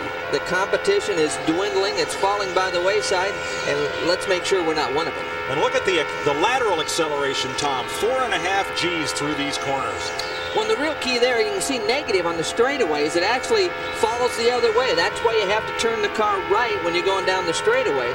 But we see 4 Gs. The real key to the G-force here is how long you sustain the G-force. These are long corners, so you sustain the Gs for quite a while, and that becomes a physical problem from a driver's standpoint. Now, folks, to give you an idea, your average 4-door sedan, as hard as you can throw it through a flat corner, will do about 3/4 of 1 G. So this is some cornering force. Dick Berggren? This is a constant velocity joint. This is the drive shaft of the car that runs to the wheel and turns the wheel, and that bearing is what has failed on Tony Stewart's car. He has asked the mechanics to replace this entire system with a new one so that he can at least go fast enough to run around the bottom and pick up points, and that is a long way from having the potential to win this thing today, Mike. Snake bit, Tony Stewart, but he can get back in this race. 183 laps completed, Dover Downs. We'll be right back. The car-eating monster mile has claimed another one. Robbie Unser running in the top 5. At turn 4, the exit of turn 4, the car spun, and you can see the impact from the left side of the car, destroying the car. Robbie is okay. Well, he's actually addressing his left foot in that situation. He got out slow, but you could see how the left front had been pushed all the way into the tub area. And car owner Eddie Cheever obviously concerned. He's now lost both cars today at the Monster. And I believe, would they both be write-offs, Tom? Can you repair one of those carbon fiber tubs like that?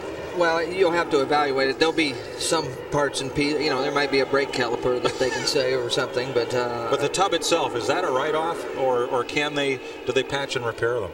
Robbie's doesn't look very good right now. No. Eddie's, you know, they'll just have to evaluate that. And again, it looks like he does have some kind of problem on the left leg somewhere. With Arie Luyendyk's car. Way up here, you'll see is Robbie Unser in this replay. The lead car there. And again, very similar, just jumped sideways, very similar to Steve Knapp, except at the other end of the racetrack. He gets down in the middle of the corner, thing just jump backwards. And again, jump backwards, getting into the left side first, just slamming the left side. And again, right here, you can see the left front is pushed all the way into the tub. Now, for the tire to get in there, it's got to push the suspension pieces through the side of the tub, and again, that probably caused Robbie the problem on his left leg. You can see the car just, you know, just grinding to a stop. Parts and pieces, everything's just floating to the bottom. Carbon fiber, wings, a lot of debris, all kinds of debris, parts and pieces everywhere.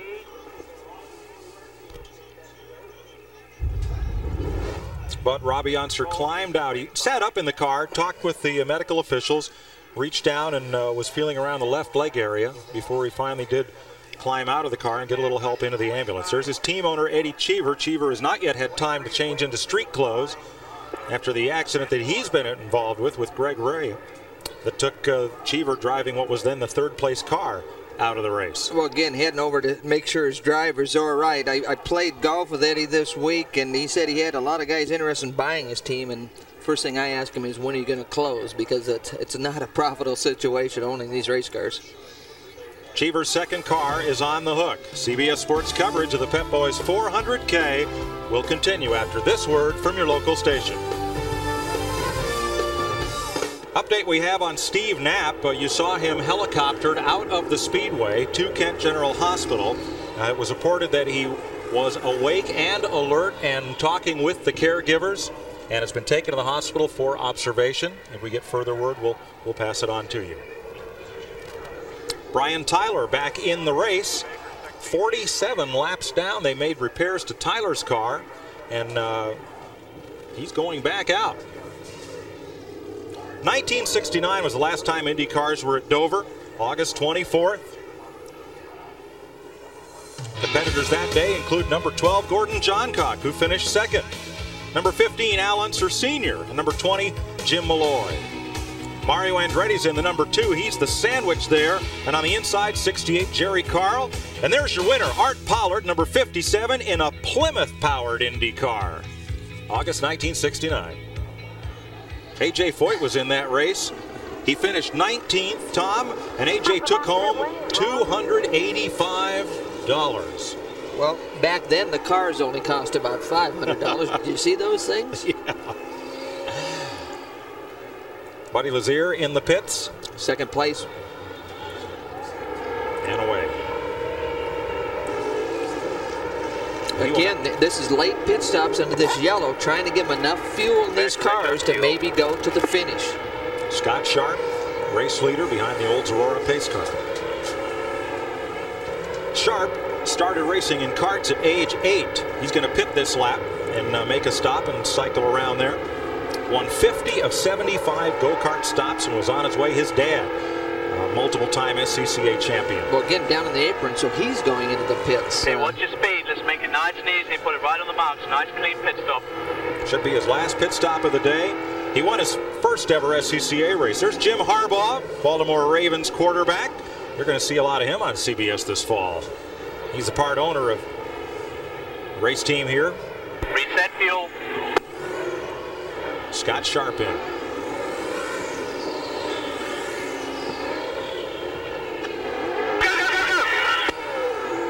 Quick stop. Quick stop. A lot of excitement, but stopping under the yellow, sometimes Excellent stop. Excellent stop. Again, you can hear the team manager talking to the driver. Arie Luyendyk was on pit road at the same time. They needed to get Sharp out ahead of Luyendyk Look to at the maintain smoke that off lead. of Luyendyk. Exiting the pits, there was a lot of smoke and things on the left rear in this area as he left the pits. Here you're listening to a driver asking the crew, can we make it to the end? But what do we see here? Is that smoke coming out of that thing? Something's on fire. Something's leaking out of that thing. A little excess fuel, perhaps, that was left there in the recess of the fuel filler or the overflow. That could have been it. It should have been gone by then, but very possible. Ralph Shaheen is with Jim Harbaugh. Well, you got camp opening up tomorrow, but how's it going out here? Getting a bit of a workout in early? Well, I'll tell you what, a race like today makes me glad I play a nice, safe sport like football. Pretty heavy impacts out here today, huh? Yeah, it's been wild. We got a tough break early in the race with the Dr. Jack there, and those are the cards that you're dealt. But, the guys have really improved. I think we're back up to 7, so just kind of fighting for points today. Just make sure you don't overexert that right arm. Yeah, not a tough thing. Well, he's a car owner. He's got to sign checks with that. That's pretty exerting.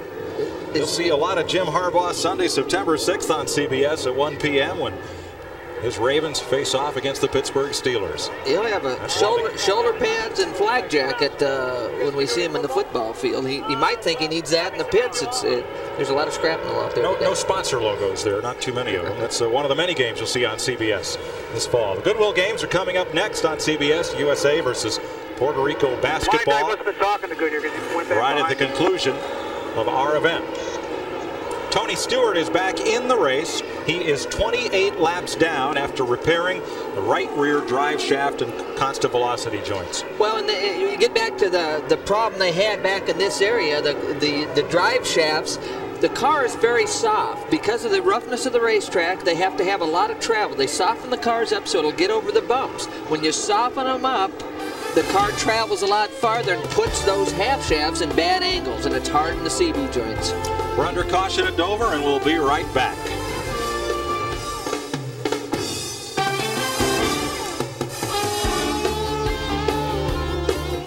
They've just restarted this race with 48 laps to go, and a lot of jostling midfield as you ride with Scott Goodyear. He has on his tailpipe. Bunch of laps down, but once again fast.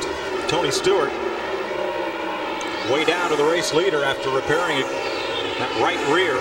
Well, you can see the traffic on this restart. I mean, they were interlocked wheel to wheel and somehow got away with that, Mike.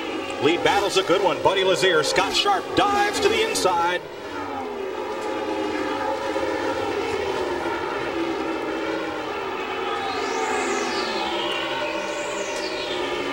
And there's Sharp taking the lead at turn 1. Just getting by Lazier. I mean, just smoked him off getting in. Fourth place battle, Marco Greco, Davey Hamilton. Marco's had a good run here today. When the leader's in trouble. Turn 4, Luyendyk pounded the wall. Car 5, turn 4. Everybody's going to get past. But again, another car spins and knocks the whole left side off the car. Well, you see Luyendyk, he threw the steering wheel out. That's a good sign because, again, this is very similar. Backing in left side, collapsed against the tub. Fuel didn't work out too good, Ron. I had to go to the outside. Okay. Go lean on fuel. Arie Luyendyk is okay. 8th caution flag of the day. Jeff Ward hit that same part of the wall on lap 21. Sam Schmidt at lap 95. Eddie Cheever and Greg Ray crashed at lap 104. Steve Knapp into the wall at lap 150. And at lap 183, Robbie Unser hit the wall hard. And now, Arie Luyendyk becomes the 6th major crash of the day at lap 203.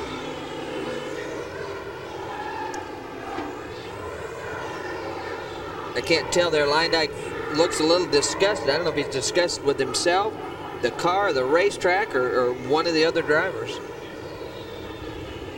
Pits are open. Pits are open. You got him, pace car. Good job.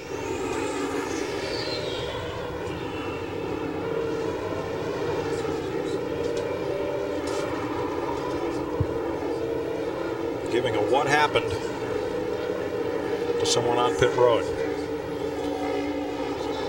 There is Luyendyk's crew, and let's go on board with Arie Luyendyk. This is down the back straightaway here. Entering turn 3.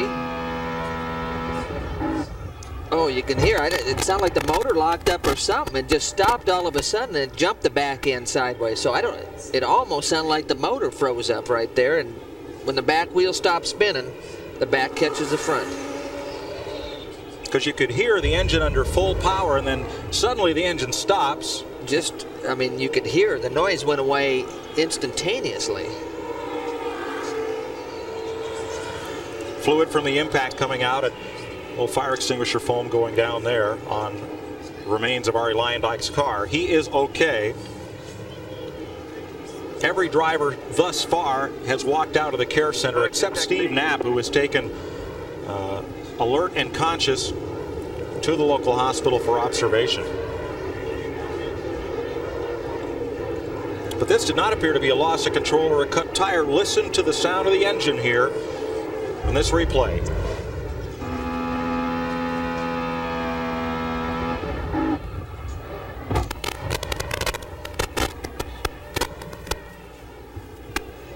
Well, again, the motor is running flat out, and all of a sudden it stopped. This is the end of the car. You can see him up against the wall. He's already into the wall. You can see traffic trying to get by underneath. Davey Hamilton right here making a big swerve down.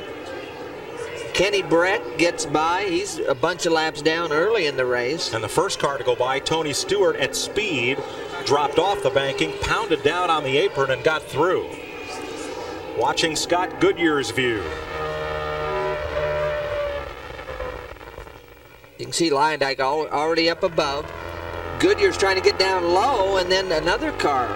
Marco Greco. Underneath him. So just trying to avoid trouble. Some of these guys get out of the throttle, see it happening a lot quicker than some of the other guys. And another car destroyed by the Monster Mile. That's no longer just a funny tag that's been put on this speedway.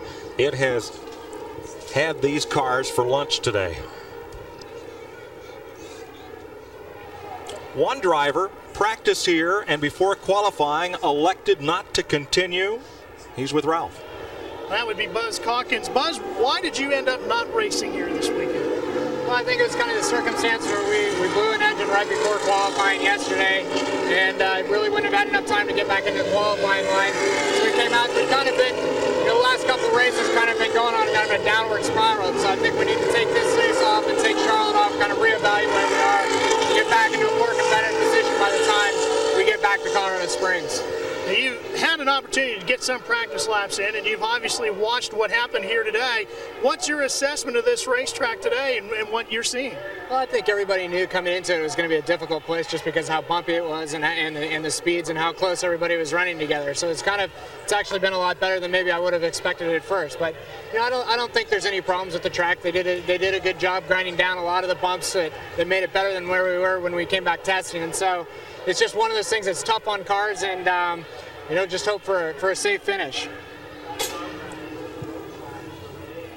We'll be going next to the Goodwill Games, where the U.S. leads Puerto Rico 14-8 in basketball. You'll see that at the conclusion of today's race. 41 laps to go here at Dover Downs, Delaware. We'll be right back. 6 major crashes in 200 laps here at Dover Downs have extended this race. We had expected to be joining USA versus Puerto Rico basketball at the Goodwill Games at this point, but we have just less than 40 laps left to run here at Dover Downs. 7 cars, 6 major incidents, 9 cars in all taken out through devastating crashes. Only 1 driver injured, Steve Knapp, taken to the hospital for observation. That's Ron Hemmelgarn, Buddy Lazier's car owner. Lazier in second place right now. Let's go to the pits, Ralph Shaheen. Dennis LeCave is the chief mechanic for Buddy Lazier. Well, Dennis, you've seen a lot of incidents today. Are you concerned now as we get to 207 laps that maybe this is a little bit of uncharted territory as far as reliability goes? Well, definitely is. This track's taken its toll so far in quite a few cars, but I believe that our car is set to go. Did you have an opportunity to do anything before you came to Dover that might make yourself feel a little bit more comfortable as you reach this point of the race? Well, we knew that this was going to be a very tough track on cars, so just knowing that was a big plus. We tried to prepare the car a little better from a standpoint to run the distance. How's Buddy hanging in there? Is he surviving the mental and physical strain? Buddy's doing well. He's doing exceptionally well. Remember as well, gentlemen, that Buddy Lazier was a world-class skier, so he is also a very exceptional athlete. We're inside Buddy's car, and I think one thing we're not going to see with the Lazier car is a CB problem, because this thing is suspended a lot stiffer than Stewart's car. Again, maybe making it not as quick, but more reliable because you're not stressing some of the drive joints. We'll be back to Dover Downs and get an update from Michelle Tafoya with the USA versus Puerto Rico basketball when we come back. You're watching the Pep Boys Indy Racing League on CBS Sports. 31 laps remain here at Dover Downs, and you're riding in both the first and second place cars. Yeah, Lazier here, you can see his head bobbling around a lot more than Sharp. So again, a lot different setup on those 2 cars, but sort of an interesting comparison right here. The amount of turning on the wheel, number 1, and the amount of vibration that the driver feels inside those cockpits. Now let's look from Scott Sharp back at second place, Buddy Lazier. We have just gone back to green 1 lap ago. That's Scott Sharp's rear end, and way up at the top of the screen there's Buddy Lazier. And the right side of your screen, you're on board with Lazier. Battle for third place, Marco Greco, having his finest day in his Pep Boys Indy Racing League career. He's in the red car, leading Davey Hamilton. He has never finished higher than 8th this season, higher than 4th in his career. Well, these guys started on opposite ends of the fields. Greco had a problem qualifying, had to start at the very back of the pack. Davey Hamilton started right towards the front, so it's interesting to see how the race develops and what goes on. Steve Knapp airlifted out earlier. Further examination of his foot and ankle is the report that we have from Kent General Hospital here in Dover.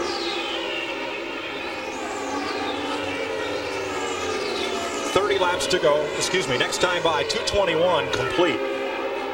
The board is updated. 2:48 is the race. 27 laps to go. You can watch the different cars come off on these camera angles, how much they bounce around compared to each other. Again, quite a bit of difference on the handling packages that these cars are attempting to get the job done with. Again, Marco Greco. International Sports Limited for Greco. And up front, Scott Sharp, who won his first ever amateur sports car race in 1984. First time he ever entered at Breyer, which is now New Hampshire International Speedway. You can see him shuffle his hands on the steering wheel. This is a little bit unusual. A lot of guys don't change hand positions on the wheels as much as Scott does, but it's probably something that he developed through his road racing beginning into the IndyCar situation. Let's check with Dick Berggren. Arie Luyendyk has just walked out of the carousel. Are you okay? Yeah, I'm fine. I just have a couple of scratches and my shoulder's a little bit sore. That shoulder's had a lot of bangs lately. What happened? What put you in the wall? I really don't know. My car, we put a new set of tires on, and on the restart, running a few laps, the car felt better than it had all day long. And I figured my car is right now when I need it to be right. And then at the bottom of 3, it must have bottomed out and lost the rear end, because other than that, I really don't have any explanation. Why so many crashes today? I think maybe the bumps have a little bit to do with it. And when you go out of the pits, tire pressures are not up yet altogether, and maybe that's part of the reason. But I sure like to know exactly why I spun out. Now, the racetrack has spent a tremendous amount of money and effort to try to smooth this place out and make it hospitable for the Indy cars. It just has not worked out today. Mike? Well, they've spent a lot of money and done a tremendous job here, Dick. But still, this track takes its toll on stock cars and on Indy cars. Well, Luyendyk made a good point. It was right after a change. The car felt good, but the tire pressures might not have come up. Now, with a low tire pressure, the car's going to hit the ground harder. And he might have bottomed the car out just like he indicated and knocked the thing sideways. So you got to take a couple laps to get the tires up to pressure. And again, when they come up to pressure, they hold the car off the ground better. Again, I'm not sure that's what happened, either is he, but something knocked that thing completely sideways. One of 9 cars to be taken out of this race of attrition by crashes. 6 very hard hits with the wall. Arie Luyendyk the latest, Robbie Unser, Steve Knapp, Eddie Cheever, Greg Ray, Sam Schmidt, and Jeff Ward have had hard impacts with the wall. And all climbed out, except Knapp was assisted from his car, and they're having a look at his leg and ankle, or ankle and foot rather. Jim Guthrie just being bypassed by Lazier, having a good comeback drive. Now here's second place, Buddy Lazier in that purple car. And you see how much ground he has to make up on race leader Scott Sharp there at start-finish. Well, I'm a little bit surprised. You know, with the kind of attrition we're seeing, you would think that the leader would just go hard enough to keep ahead of somebody else, because at this point you can't afford to put any more stress on these things than they've already received. Ralph? I'm standing by the Mike Hub out there as the chief mechanic for Scott Sharp. Are you guys setting Scott up to just casually cruise it in, or are you still running as hard as you were in the beginning? We're still trying to keep the pressure on Scott to stay ahead, of course, but we've told him that he can relax to a point. We still have to push it as far as we can. Now, what kind of a point would that be? How hard do you have to push it? 7/10? Stay ahead of second place. It's interesting. This is inside Scott Sharp's again. He's just turning laps at 180. That's about as quick as we've run all day, so he hasn't backed it up. Now look as far as speed's concerned. Excuse me, there's nobody in front of him. A whole straightaway in front of him, there's not another car. Whole straightaway behind him, there's not another car. Well, and again, he's running speeds close to as quick as laps as they ran early in the race, and somebody might indicate that you might give it a little more of a breathing room and try to get this equipment to last. One driver that was assisted from his car after complaining about his left foot and ankle area was Robbie Unser. Dick Berggren has an update. An update from the care center, Mike, is that they're going to hang on to him here for a little while, then they're going to take him off to the local hospital and x-ray that foot. He also has a puncture wound to his knee, and they're going to take a look at that at the hospital. Other than that, seems okay. Stay doing exactly what you're doing. Buddy Lazier is not even close. That's the instruction to Scott Sharp, and there is Buddy Lazier, the second place car. Let's show you again how much ground Lazier has to make up. His last lap was quicker than Sharp's, 179 to 178 miles an hour. There's the interval. Well, obviously, Lazier's got to keep the pressure on. He's got to work as hard as he can and just hope the car stays together. Sharp's got a little bit of a cushion here, and the crew is trying to indicate to him very diplomatically, take care of our race car. 31-19, USA's lead over Puerto Rico. Goodwill Games basketball is coming up next here on CBS. We are just 11 laps from the finish. First time the Indy cars have been to Dover Downs, Delaware, the Monster Mile, in 30 years. You can see by the speeds, if you notice Sharp, he slowed down a little bit, so he's finally getting the clue. The crew's gotten to him and saying, hey, we need to bring it home another 10 or 15 laps. A bit of lap traffic there. And Lazier held just a little bit. Yeah, he had to breathe it. He had to breathe it a little bit on the exit. There's just everybody runs out of room. You're in the same real estate area, and there's just not enough here at Dover. Let's give you a rundown because we will be going quickly to that basketball game in progress at the conclusion of this race. Right now, Sharp is the leader. You're with Buddy Lazier, the second place car. Marco Greco having a career day is third. Davey Hamilton is fourth. Stefan Gregoire is fifth, one of his best efforts. Scott Goodyear lost 5 laps early on with a pit stop. He is now sixth. Jim Guthrie in his comeback drive after a bad crash at Indy. Guthrie is in 7th place. Tony Stewart, after a long stay on pit road to replace a drive shaft and constant velocity joint, Stewart is 8th. Arie Luyendyk is posted 10th based on laps completed. Kenny Brack back after a stay with electrical problems. Then Robbie Unser. Tyler. Then Knapp, who is out of the race, as is Boiselle. Greg Ray, Eddie Cheever. Just let him go, buddy. Just let him go. Sam Schmidt, Mark Dismore, Jeff Ward, Jack Miller, and John Paul Jr. That's the rundown of the entire field. There is second place Buddy Lazier, lapping at 177 miles an hour. He is a tick of the watch quicker than Scott Sharp every lap. There is the race leader, Scott Sharp. Sharp was sort of stuck in traffic. I don't know if he was stuck, but he's just trying to be real careful at this point, trying to bring this thing home. But Lazier is closing the gap. Sharp from Wilton, Connecticut. His dad, 7-time national champion road racer. Scotty quickly followed in his dad's footsteps. Made it to IndyCar racing, where he's a 2-time winner. 86 New Hampshire, and this year a winner at Phoenix. Buddy Lazier, second place car. Wife Carol looking on. 3 laps to go. Well, next week, Mike, these guys go to Charlotte. They've been there before. They've had a lot of success, put on a great show, and so I'm sure some of these guys are holding their breath and looking forward to Charlotte next weekend. As Buddy Baker would say, he holds a pretty wheel. Actually, he shuffles that pretty wheel around a little bit, more so than some of these guys, but it's working today. Scott Sharp, 2 to go. Sweeps off underneath the overpass, the walkover bridge. Down the back straightaway, that's the front stretch grandstands for the horse track that's inside the paved 1-mile oval. And the white flag waves over Scott Sharp and Buddy Lazier. They're in the same straightaway. Sharp entering turn 2 as Lazier enters turn 1, and Lazier closing. You can see Lazier right back there. He's closed substantially, but a half a lap to go. Turn 3, 4th corner, and Scott Sharp wins his 3rd Pep Boys Indy Racing League event, and Buddy Lazier catches right to his rear wing at the checkered flag. Sharp now leads the points by 8 over pole sitter Tony Stewart. There's Stewart coming across on pit road. And it's the 3rd win for Sharp. See, Sharp pretty happy. The team's pretty happy. Former SCCA Trans Am and amateur champion.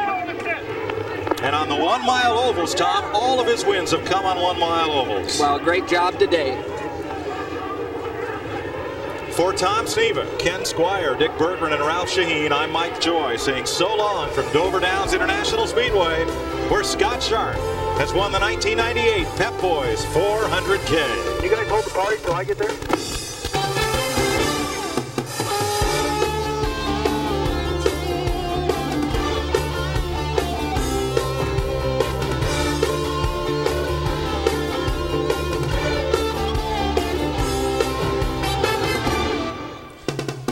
This has been a presentation of CBS Sports.